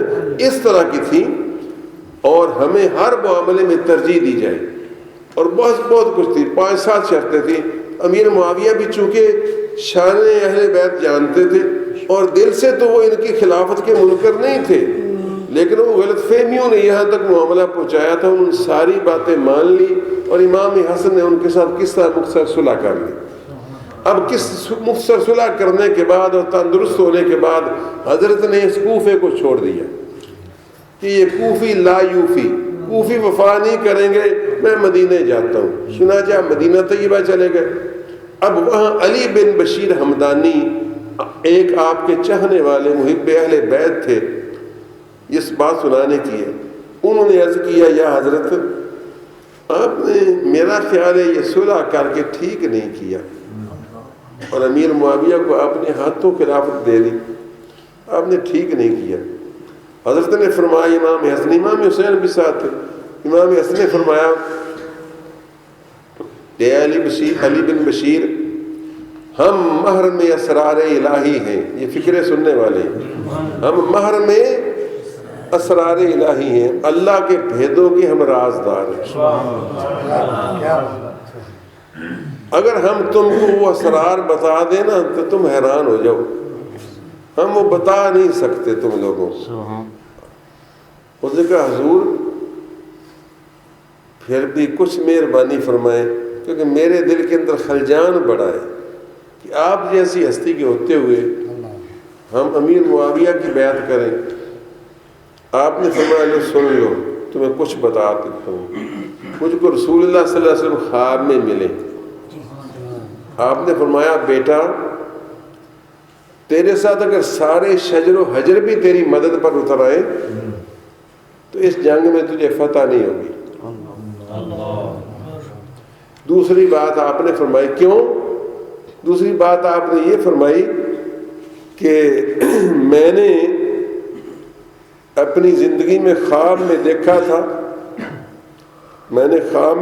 تھا، رسول اللہ فرماتے ہیں امام حسن کو خواب میں دیکھا تھا کہ میرے منبر پر پے در پے بنو امیہ چڑھ رہے ہیں، اتر رہے ہیں، چڑھ رہے ہیں، اتر رہے ہیں، چڑھ رہے ہیں، اتر رہے ہیں۔ اس سے مجھ کو بڑی ناگواری سی گزری کہ کیا میرے اہل بیت میں سے کوئی بھی یہاں نہیں آ رہا، یہ سارے بنو امیہ میں سے میرے منبر پر اتر رہے ہیں، چڑھ رہے ہیں۔ تو اس کبیدگی، اس غمگینی کی وجہ سے دل کو اللہ تبارک و تعالیٰ نے مجھ پر یہ صورت نازل فرمائی۔ کون سی؟ اِنَّا أَعْطَيْنَاكَ الْكَوْثَرَ فَصَلِّ لِرَبِّكَ وَانْحَرْ إِنَّ شَانِئَكَ هُوَ الْأَبْتَرُ۔ آپ کہیں گے، عام سے بات شاید نیم مولوی بیٹھے ہوں، وہ کہیں گے یہ تو سنا تھا کہ ایک شخص نے عاص بن وائل نے کہا تھا کہ رسول اللہ صلی اللہ علیہ وسلم بے اولاد ہے، ان کی تو اب اولاد ہی نہیں، ان کا کوئی نام ہی نہیں بعد میں چلے گا، تو اللہ نے اس وقت یہ نازل فرمائی۔ یاد رکھیے قرآن کریم کی بعض آیات کے 3-3 4-4 شان نزول ہیں، یعنی 3-4 واقعے ہوئے اور ان کے جواب میں وہ اتری، وہ سب کو کافی ہوتی ہے، وہ سارے شان نزول درست ہوتے ہیں۔ یعنی ہو سکتا ہے وہ بھی ٹھیک ہے، وہ بھی ہوگا، لیکن اس کے ساتھ یہ واقعہ بھی ہو کہ حضرت کو جب ناگواری گزری تو اللہ تعالیٰ نے ان دنوں میں یہ صورت نازل فرمائی، اور اس میں ترجمہ کیا ہے کہ محبوب ان بنی امیہ کے خلفاء کا اپنے ممبر پر چڑھنا اترنا اگرچہ یہ اتنے اہل نہیں ہوں گے، کلمہ تو پڑھتے ہی ہوں گے، اس سے آپ رنجیدہ نہ ہوں۔ انا اعطیناک الکوثر، ہم نے آپ کو خیر کثیر عطا فرمائی، جو ہماری نعمتیں، جو روحانیت کے خزانے، جو برکتیں آپ کے خانوادے کو حاصل ہوگی، ان کا تو سینکڑواں حصہ بھی ان لوگوں کے نصیب میں نہیں ہوگا۔ یہ دولت دنیا، یہ رشتہ و پیوند، بتان وہم و گمان، لا الہ الا اللہ، ان کی کوئی ویلیو اور حیثیت ہی نہیں ہے۔ اور پھر مجھ کو تسکین خاطر ہوئی کہ اللہ تعالیٰ نے ہمیں الکوثر عطا فرمایا۔ الکوثر کی کئی تفسیریں ہو جائیں، کوثر بھی اس میں شامل ہے، اور الکوثر کا معنی ہر نعمت اور تھوڑی بہت نہیں، کثیر ترین۔ پھر اس کے بعد اللہ تعالیٰ نے یہ آیت نازل فرمائی، یہ سورت نازل فرمائی، یہ میں نے نماز میں پڑھی ہے، انا انزلناہ فی لیلۃ القدر وما ادراک ما لیلۃ القدر لیلۃ القدر خیر من الف شہر۔ تو فرمایا یہ اس کو بشیر عمدانی کو آپ سمجھا رہے ہیں کہ یہ سورہ پاک آپ پر نازل ہوئی، اس میں اگرچہ اس کا بھی شان نزول وہ ایک اور ہے کہ حضور نے بنی اسرائیل کے کسی بندے کا ذکر کیا جس نے 1000 سال عبادت کی تھی، تو آپ نے فرمایا اللہ نے تم کو ایک رات دی ہے جس کے 1000 سال سے بہتر ہے، وہ شان نزول بھی ٹھیک ہے۔ لیکن یہ دوسری وجہ آپ نے بتائی کہ اے بیٹے یہ جو 1000 سال ہے نا، یہ 1000 مہینہ، یہ 1000 مہینہ بنو امیہ کی حکمرانی کا مہینہ ہے، یہ بنو امیہ کی حکمرانی کا مہینہ ہے کہ بنو امیہ کی حکومت 1000 مہینے یعنی 84 سال تک رہے گی۔ اور اس کے مقابلے میں اللہ تبارک و تعالیٰ نے آپ کو ایک رات ایسی عطا فرمائے گا دشت کربلا میں تیرے بھائی کو عاشورہ کی رات کہ وہ اس 1000 مہینے کی حکومت سے بڑھ جائے گی۔ یہ 1000 مہینے کی حکومت پھٹکاریں لائے گی، ملامتیں لائے گی، نفرتیں لائے گی، حقارتیں لائے گی، مگر وہ جو تجھ کو خیر من الف شہر ملے گا نا، جو کوثر ملے گا، اور جو وہ رات ملے گی، وہ تیری اور تیرے بھائی کی عظمتوں کو قیامت تک، بلکہ قیامت کے بعد بھی جنت تک تیری عظمتوں کا آفتاب جگمگ جگمگ کرتا رہے۔ سبحان اللہ۔ تو فرمایا علی بن بشیر ہمدانی ہمیں اللہ تعالیٰ نے جو اسرار بتائے ہیں وہ آپ تک سارے ہم پہنچا نہیں سکتے، اس وجہ سے جو کچھ میں نے کیا ہے وہ اللہ تعالیٰ کی رضا کے مطابق کیا۔ میرے دوستو، بہرحال آپ مدینہ طیبہ میں رہے، امیر معاویہ حسب دستور ان کو عزت بھی دیتے رہے، ان پر دولت بھی نچھاور کرتے رہے، یہ حقیقت ہے، اور یہ ہر طرح سے ثابت ہو سکتی ہے کہ حضرت امیر معاویہ رضی اللہ تعالیٰ عنہ نے ان کی رسپیکٹ میں، ان کی تعظیم میں ذرا پر بھی کمی روا نہیں رکھی، بلکہ ان کو اپنے سے ہمیشہ ترجیح دیتے تھے، بلکہ اتنی ترجیح تو وہ پہلے بھی دیتے تھے کہ علی کے بھائی عقیل بن ابی طالب 40,000 روپیہ بھائی سے مانگا تو نہ ملا، امیر معاویہ کے پاس گئے، حضرت علی کے بھائی عقیل وہی جن کے مسلم بن عقیل شہید ہوئے تھے، تو امیر معاویہ نے 40,000 بھی دیا، اور یہ 40,000 لینے کے باوجود انہوں نے ابو سفیان کو بھی برا بھلا کہا کہ تم علی کے مقابلے میں آئے ہو، اور حضرت امیر معاویہ کو بھی صلواتیں سنائی۔ لیکن امیر معاویہ کا دل گردہ تھا، وہ جانتے تھے کہ یہ اہل بیت ہیں، نبی کا خانوادہ ہے، ان کی شان اونچی ہے، کچھ غلط فہمیوں نے صورتحال ضرور پیدا کی، انہوں نے کوئی ایسی بات نہیں کی جو آپ کی ادب کے خلاف، تاکہ آپ نے حضرت امیر معاویہ نے تھوڑا سا پوچھ لیا کہ اے عقیل تم علی کے پاس بھی رہے ہو، ہمارے پاس بھی رہے ہو، کیا فرق پایا؟ فرمایا فرق یہ پایا ہے کہ وہاں دین پر، وہاں دنیا پر دین کو غالب پایا، یا تیرے ہاں دین پر دنیا کو غالب پایا۔ یہ کہہ کر وہ 40,000 لے آئے، تو امیر معاویہ اتنا ریسپیکٹ کرتے تھے اور نیما دا ملیہ ایسی کیوں؟ وہ جانتے تھے کہ ان لوگوں نے مجھ پر احسان کیا ہے اور میرے لیے قربانی کی ہے۔ باقی یہ کہ امیر معاویہ کی علیحدہ سیرت ہے، لیکن انہوں نے 19 سال کے عرصے میں اتنی مہمات انجام دیں اور اتنی دور دور تک اسلامی بیڑا تیار کیا اور بحری فوج تیار کی۔ حقیقت یہ ہے اور یہ ناقابل تردید حقیقت ہے کہ یا اسلام نے وسعت پائی ہے عمر فاروق کے زمانے میں، یا اسلام نے وسعت پائی ہے امیر معاویہ کے زمانے میں۔ یہ ایسا چیلنج ہے، میں کسی جگہ کو قبول کرتا ہوں، اگر کوئی کہے، اور تاریخ سب کی شیعہ کی بھری پڑی ہے کہ کتنے علاقے آپ نے فتح کیے اور کہاں کہاں تک آپ نے اسلام کو پھیلایا۔ بہرحال تو یہ صورتحال تھی، یہاں تک کہ امام حسن مجتبی رضی اللہ تعالیٰ عنہ پر وہ لکھا خداوند قدوس کا غالب آیا جو رسول اللہ صلی اللہ علیہ وسلم بتا بھی گئے تھے اشاروں کے ناموں میں، اور اب وہ ہونی ہو کے رہنی بھی تھی کہ وہ خوارج، وہ شیعان علی جو چاہتے تھے کہ فتنہ و فساد کی آگ بھڑکے، جب انہوں نے دیکھا کہ یہ معاملہ سارا تو دب گیا اور ہم تو لگ گئے تھلے امیر معاویہ کے حکمرانوں کے، تو پھر انہوں نے وہی کچھ کر دکھایا جو کرنا تھا۔ کیا کہ امیر حضرت علی مرتضیٰ کو جس طرح شہید کیا تھا، اب ان کے در پہ ہو گئے، ان کو 3 مرتبہ زہر دلوایا گیا خفیہ نہ خفیہ طریقے سے، تینوں مرتبہ اللہ تعالیٰ نے آپ کو شفا عطا فرمایا۔ چوتھی مرتبہ ان کے پانی کی سراہی میں الماس پیس کر، الماس ایک ایسا ہیرا ہوتا ہے کہ یہ جہاں سے گزر جاتا ہے یہ چیر جاتا ہے جگر کو، دل و جگر کو، اور یہ باریک بھی ہو نا تو یہ ختم نہیں ہوتا۔ اس کی شاہ صاحب جانتے ہوں گے الماس کا کی کارکردگی۔ میں آپ کو یہ بتا دوں، یہ الماس کے ٹکڑے کی کنی ہوتی ہے، وہ جو شیشے کو چیرتی چلی جاتی ہے، یہ صرف الماس کے ہیرے کی ایک تھوڑی سی کنی ہوتی ہے۔ اس لیے بھرتری ہری نے، یہ ایک شاعر ہوا ہے، ہندی شاعر، علامہ اقبال اس کو بڑا عظیم جانتے تھے، انہوں نے اپنی کتاب بانگے درا کے باہر بھرتری ہری کا یہ شعر لکھا ہوا ہے کہ پھول کی پتی سے کٹ سکتا ہے ہیرے کا جگر، مرد ناداں پر کلام نرم و نازک بے اثر، کہ الماس کی کنی سے ہیرے کا جگر تو کاٹا جا سکتا ہے، شیشے کو کاٹا جا سکتا ہے، لیکن جو نادان اور جاہل آدمی ہوتا ہے نا، اس کو چاہے کتنے میٹھے میٹھے انداز میں سمجھائیں اس پر کوئی اثر نہیں ہوتا۔ ٹیشن ہوں جتوں چل جاتا۔ تو میرے دوستو، بہرحال آپ حضرات کو یہ معلوم ہونا چاہیے کہ آپ کو زہر دلوایا گیا، آخری بار اس سرائی میں زہر ڈالا گیا، اور سرائی آپ کے گھر میں تھی اور گھر میں آپ کی بیوی تھی۔ وہ زہر کس نے ڈالا، کس طرح ڈالا؟ اب میں آپ کو صاحب بتاؤں، شیعہ کی اکثر تواریخ بلا وجہ یہ الزام حضرت امیر معاویہ پر لگاتی ہیں۔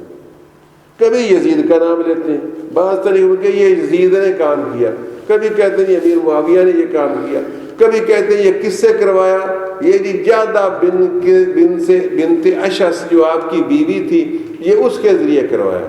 دوسری طرف یہ روایتیں بھی انہوں نے لکھی ہیں کہ ہمارے آقا و مولا حضرت امام حسن حسین کے ساتھ جس عورت کا جسم لگ جائے، جس مرد کا جسم لگ جائے، اس پر دوزخ کی آگ حرام ہے۔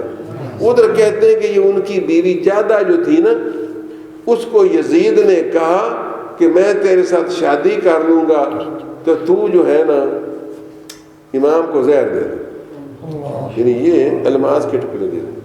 اب ان فرضی باتوں کو کوئی مان سکتا ہے؟ میں صرف ایک سوال میں آپ کا جواب، آپ کا حبا منصورہ کر دوں گا یہ سارا سوال۔ حضرت جادہ بن اشعث ایک تو حضرت کی بیوی ہیں، ان کو شہزادہ رسول سے یزید جیسا موٹا بھدا آدمی زیادہ خوبصورت لگتا تھا، یا اس کے وہاں اس کو زیادہ سکون اور راحت مل سکتی تھی؟ پھر دوسری بات یہ ہے کہ جادہ جو تھیں وہ حضرت کی بیوی تھیں، اگر آپ کو کوئی شک ہوتا یا امام حسن کو کوئی شک ہوتا تو کبھی ان حضرات نے پوری زندگی، وہ بعد میں بھی ان کے گھر میں رہیں، کبھی ان پر الزام لگایا ہوتا اور اس کے خلاف کوئی قانونی چارہ جوئی کی ہوتی، یا اس کو پکڑا ہوتا کہ تو نے یہ کام کروایا، اور جب جن کے ساتھ ہوا ہے انہوں نے اس کا نام نہیں لیا، تو تم کون ہو چاچا خواہ مخواہ کہ تم جناب کبھی امیر معاویہ پر ڈالتے ہو، کبھی یزید پر ڈالتے ہو، اور کبھی کہتے ہو وہ شادی کا وعدہ کیا تھا، کبھی یہ کرتا۔ اس قسم کی خرافات تاریخوں میں بھری پڑی ہیں۔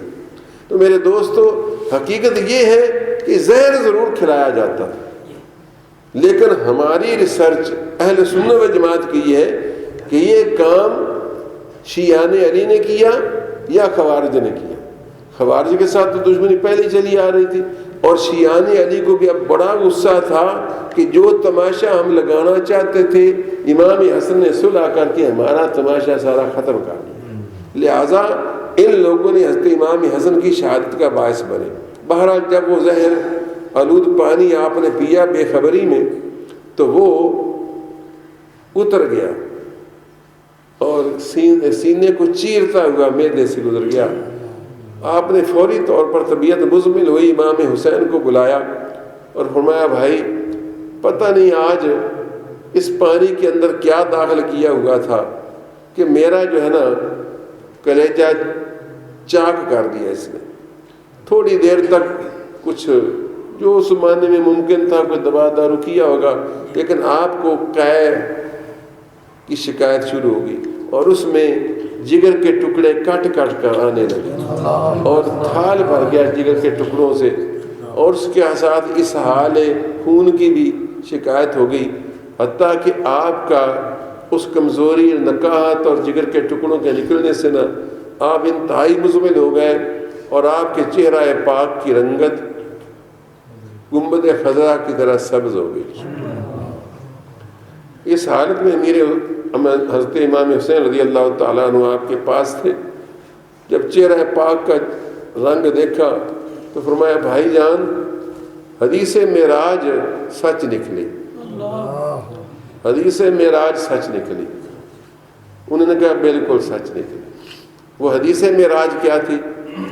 شاید آپ نے کسی عالم سے سنی کہ رسول اللہ صلی اللہ علیہ وسلم جب معراج میں گئے جنت کی سیر کرنے، تو آپ نے حضرت عمر کا محل بھی دیکھا اور بھی دیکھے، تو آپ نے دو محل دیکھے، ایک سبز زبرد کا اور ایک سرخ لال کا۔ لال جو ہوتا ہے بالکل چو چو کرتا ہے، بڑا چمکیلا رنگ سرخ ہوتا ہے، اور زمرد سبز کا۔ تو پوچھا جبریل یہ محلات کن کے ہیں؟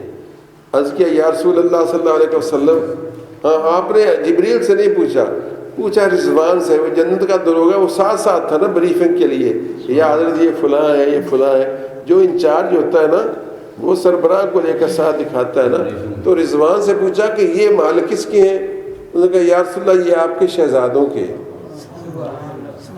فرمایا یہ میرے بیٹوں کے ہیں، تو یہ ایک سبز کیوں ہیں اور ایک سرخ کیوں ہیں؟ اس نے نگاہ نیچے کر لی، اس نے نگاہیں نیچے کر لی۔ آپ حیرت زدہ ہوئے کہ یہ خاموشی سے نیچے نگاہیں کر کے کھڑا ہو گیا، جبریل کی طرف دیکھا۔ جبریل نے کہا یا رسول اللہ یہ شرم کا مارا بیان نہیں کر پا رہا، آپ کی عظمت سے ڈرتا ہے کہ آپ کے دل کو دکھ نہ پہنچے، اگر مجھے اجازت ہو تو میں بتا دوں۔ آپ نے فرمایا ہاں بتاؤ۔ کیا یا رسول اللہ یہ شہزادے حسن جو ہیں وہ بھی شہید ہوں گے، اور شہادت کے وقت ان کا رنگ بالکل سبزی مائل ہو جائے گا اس زہر کے اثر کی وجہ سے، اس وجہ سے ان کا محل بھی سبز رنگ کا ہے۔ سبحان اللہ۔ اور جو شہزادہ حسین ہیں وہ رائے خدا میں شہید ہوں گے، اور ان کا چہرہ خون سے سارا آلودہ ہو جائے گا، سرخ ہو جائے گا، اس وجہ سے ان کا محل سرخ ہے۔ تو یہ اس کی آئینہ داری ہو رہی ہے۔ تو حضرت امام حسین نے چہرہ پاک دیکھ تو عرض کیا یا حضرت بھائی جان وہ حدیث معراج پوری ہوئی۔ تو میرے دوستو وہ پوری ہوئی۔ بہرحال اللہ تبارک و تعالیٰ کی رضا، آپ چند دن کی تکلیف کے بعد اس دار فانی کو کوچ کر گئے۔ انا للہ و انا الیہ راجعون۔ حضرت سیدہ یہ مدینہ کی بات ہے، آپ مدینہ میں فوت ہوئے، یعنی کوفہ چھوڑ گئے تھے، چلے گئے تھے، مدینہ چلے گئے تھے، یا وہاں سے دمشق جاتے تھے کبھی امیر معاویہ کے ہاں، یا کسی جنگ میں حصہ لینے کے لیے، اور یا پھر مدینہ تجبہ، کیونکہ ان کے نانا کا وطن تھا۔ تو آپ نے وفات کے بعد حضرت عائشہ صدیقہ رضی اللہ تعالیٰ عنہ سے عرض کیا یہ بتانا ضروری ہے اس لیے کہ یہ عائشہ جو وہ ہیں جن سے حضرت علی کی ایک پہلے جنگ بھی ہوئی تھی، اور جنگ جمل پرسوں تو سن چکے ہوگا، سلیم نے نہیں سنی تو میں کیا کروں، وہ سوچ رہا ہے کہ یہ کون سی والی بات ہو رہی ہے۔ ان کو پتہ ہے جنگ جمل میں حضرت عائشہ صدیقہ رضی اللہ تعالیٰ عنہ بھی موجود تھیں، مساہرت کے لیے آئی تھیں، اور یہ کہ یہ جو ہے قصاص لیا جائے۔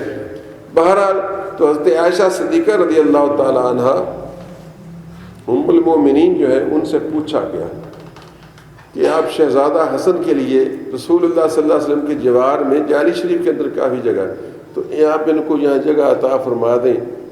یہ حجرہ چونکہ حجرہ عائشہ تھا، تو مائی صاحب نے عرض کیا کہ یہ حجرہ ان کے نانا جان کا حجرہ ہے، میں کون روکنے والی ہوں، میری طرف سے کھلی اجازت ہے کہ وہ تشریف لائیں، لیکن یہ ہے کہ دیکھ لیں انہوں نے وصیت اگر کی ہے، آپ نے وصیت سچ کی تھی کہ اگر مائی صاحبہ اجازت دیں، اور مدینے کا جو والی ہے وہ مروان بن حکم تھا اس وقت، وہ اس پر جھگڑا نہ کھڑا کرے، سارے وہ اینٹی حکومت تھی، وہ امیر معاویہ کی طرف سے گورنر تھا، اگر وہ جھگڑا کھڑا کرے تو کوئی ٹیلی فون تو نہیں تھا، فوراً پوچھ لیتا، تو پھر تم جھگڑنا نہیں بلکہ مجھے اپنی والدہ ماجدہ فاطمہ الزہرا کے ساتھ دفن کر دیتا۔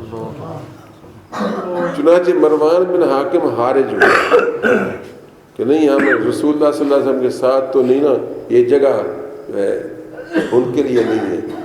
خیر تو حضرت امام حسین کو پہلے تو بڑا غصہ آیا کیونکہ آپ کی طبیعت میں امام حسن کے برعکس ذرا جوش تھا، مگر آپ نے ان کی وصیت کو یاد کر کے درگزر کیا، اور حضرت امام حسن رضی اللہ تعالیٰ عنہ کو حضرت سیدہ فاطمہ الزہرا کے ساتھ جنت البقیع میں سپرد خاک کر دیا گیا۔ انا للہ و انا الیہ راجعون، اور وہ بدر منیر جنت البقیع کی سرزمین میں چھپ گیا۔ انا للہ و انا الیہ راجعون۔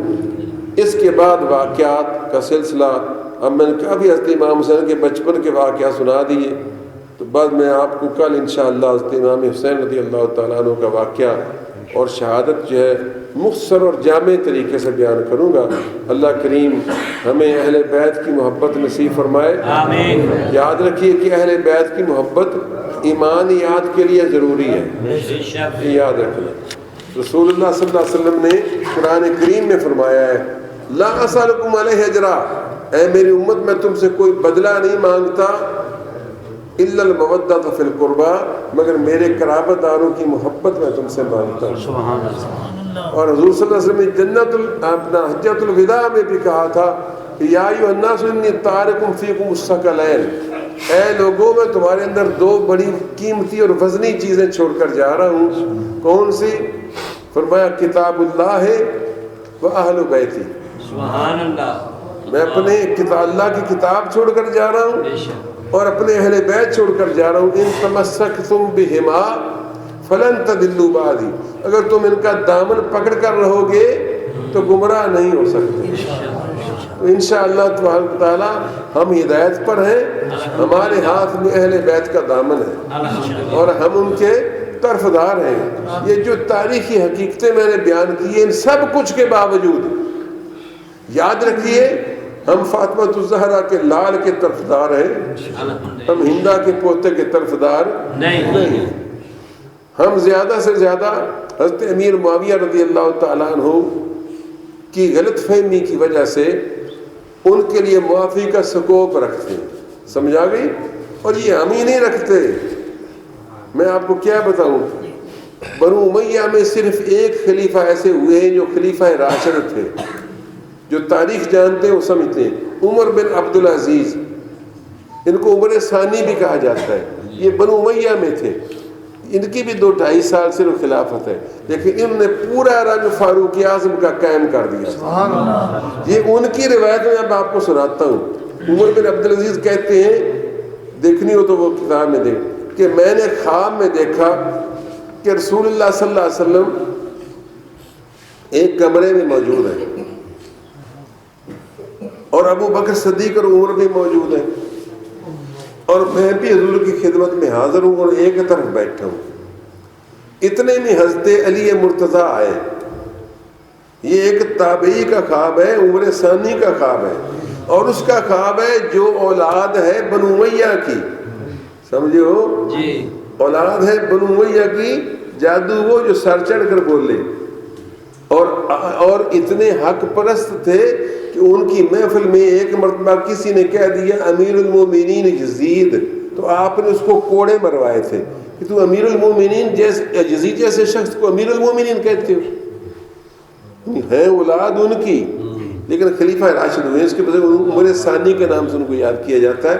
تو وہ اپنا خواب سنا رہے ہیں کہ رسول اللہ اور ابو بکر عمر بیٹھے ہیں, میں بھی ایک کنارے پر بیٹھا ہوں. تھوڑی دیر میں علی آئے تو رسول اللہ صلی اللہ علیہ وسلم اور صاحبین شیخین ان کو لے کر ساتھ والے کمرے میں چلے گئے. اس کے بعد میں نے دیکھا کہ امیر معاویہ آئے خواب میں, اور وہ بھی اس کمرے کے اندر چلے گئے. تھوڑی دیر بعد حضرت علی مرتضیٰ باہر نکلے. اب میں باہر برآمدے میں گویا بیٹھا ہوں. علی مرتضیٰ باہر نکلے اور آپ نے فرمانے لگے کہ میرے حق میں فیصلہ ہوا ہے, میرے حق میں فیصلہ ہوا ہے. یہ کہہ کر وہ باہر نکل گئے. تھوڑی دیر بعد امیر معاویہ نکلے اور وہ یہ کہتے ہوئے کہ مجھ کو معاف کر دیا گیا, مجھ کو معاف کر دیا گیا. تو اس سے بھی ہمارے موقف کو تقویت ہوتی ہے کہ حضرت امیر معاویہ سے غلط فہمی کی بنا پر غلطی ہوئی تو اللہ تبارک و تعالیٰ جو غلطی, یار تم نماز میں غلطی کرتے ہو تو سجدہ صاحب سے ختم ہو جاتی ہے نا, تو غلطیاں بھی ہم گناہ بھی کرتے ہیں, مخالفتیں بھی کرتے ہیں, پھر بھی مومن ہے نا, اللہ سے جنت کی امید رکھتے ہیں نا. تو پھر اگر ان کے بارے میں تھوڑا سا نرم گوشہ اہل سنت و جماعت صحابی رسول ہونے کی وجہ سے رکھتے ہیں تو اس کی وجہ سے ہمارے اوپر کیوں کیچڑ اچھالا جائے. دراصل ہم لوگ امن پسند لوگ ہیں اور ہم حضور کے یاروں اور پیاروں سب کا احترام کرنا چاہتے ہیں. الحمدللہ یہی عقیدہ برحق ہے اور یہی عقیدہ ہمارے اکابر کا ہے.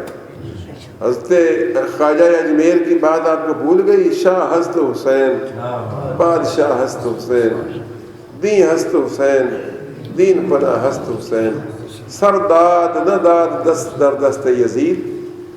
حضرت امیر معاویہ کے بارے میں کسی نے برے لفظ نہیں بولا, لیکن یزید کے بارے میں کافر نہیں کہا, لیکن یزید کو پلید, خبیث, انید, شدید, یہ باتیں کہنی جائز ہے اور کہنی چاہیے. کیوں کہ اگر اس نے قتل کا, شہید کا حکم نہیں بھی دیا تھا تو بھی مدد تو کی تھی نا جی, اس کی مدد سے تو تھا نا جو کچھ ہو رہا تھا. اس وجہ سے یہ کالک اس بد نصیب کے منہ سے اتر نہیں سکتی. میں آپ کو کل انشاءاللہ اپنی ایک دوسری نظم سناؤں گا. وہ اس لیے سناؤں گا کہ بعض لوگوں کو کہیں خدا نہ خواستہ یہ غلط فہمی نہ ہو گئی ہو یا ہو جائے کہ شاید حافظ صاحب کو یزید یا اس کے خاندان کی فیور کرنا چاہتے ہیں. حقائق بتانا چاہتا ہوں, اس وجہ سے یہ ساری باتیں ہوئیں. اللہ کریم قبول فرمائے اور آپ کو صبر کے لیے جزائے خیر دے. صلی اللہ تعالیٰ علیہ محمد وعلیٰ آلہ وصحبہ اجمعین. ربنا تقبل منا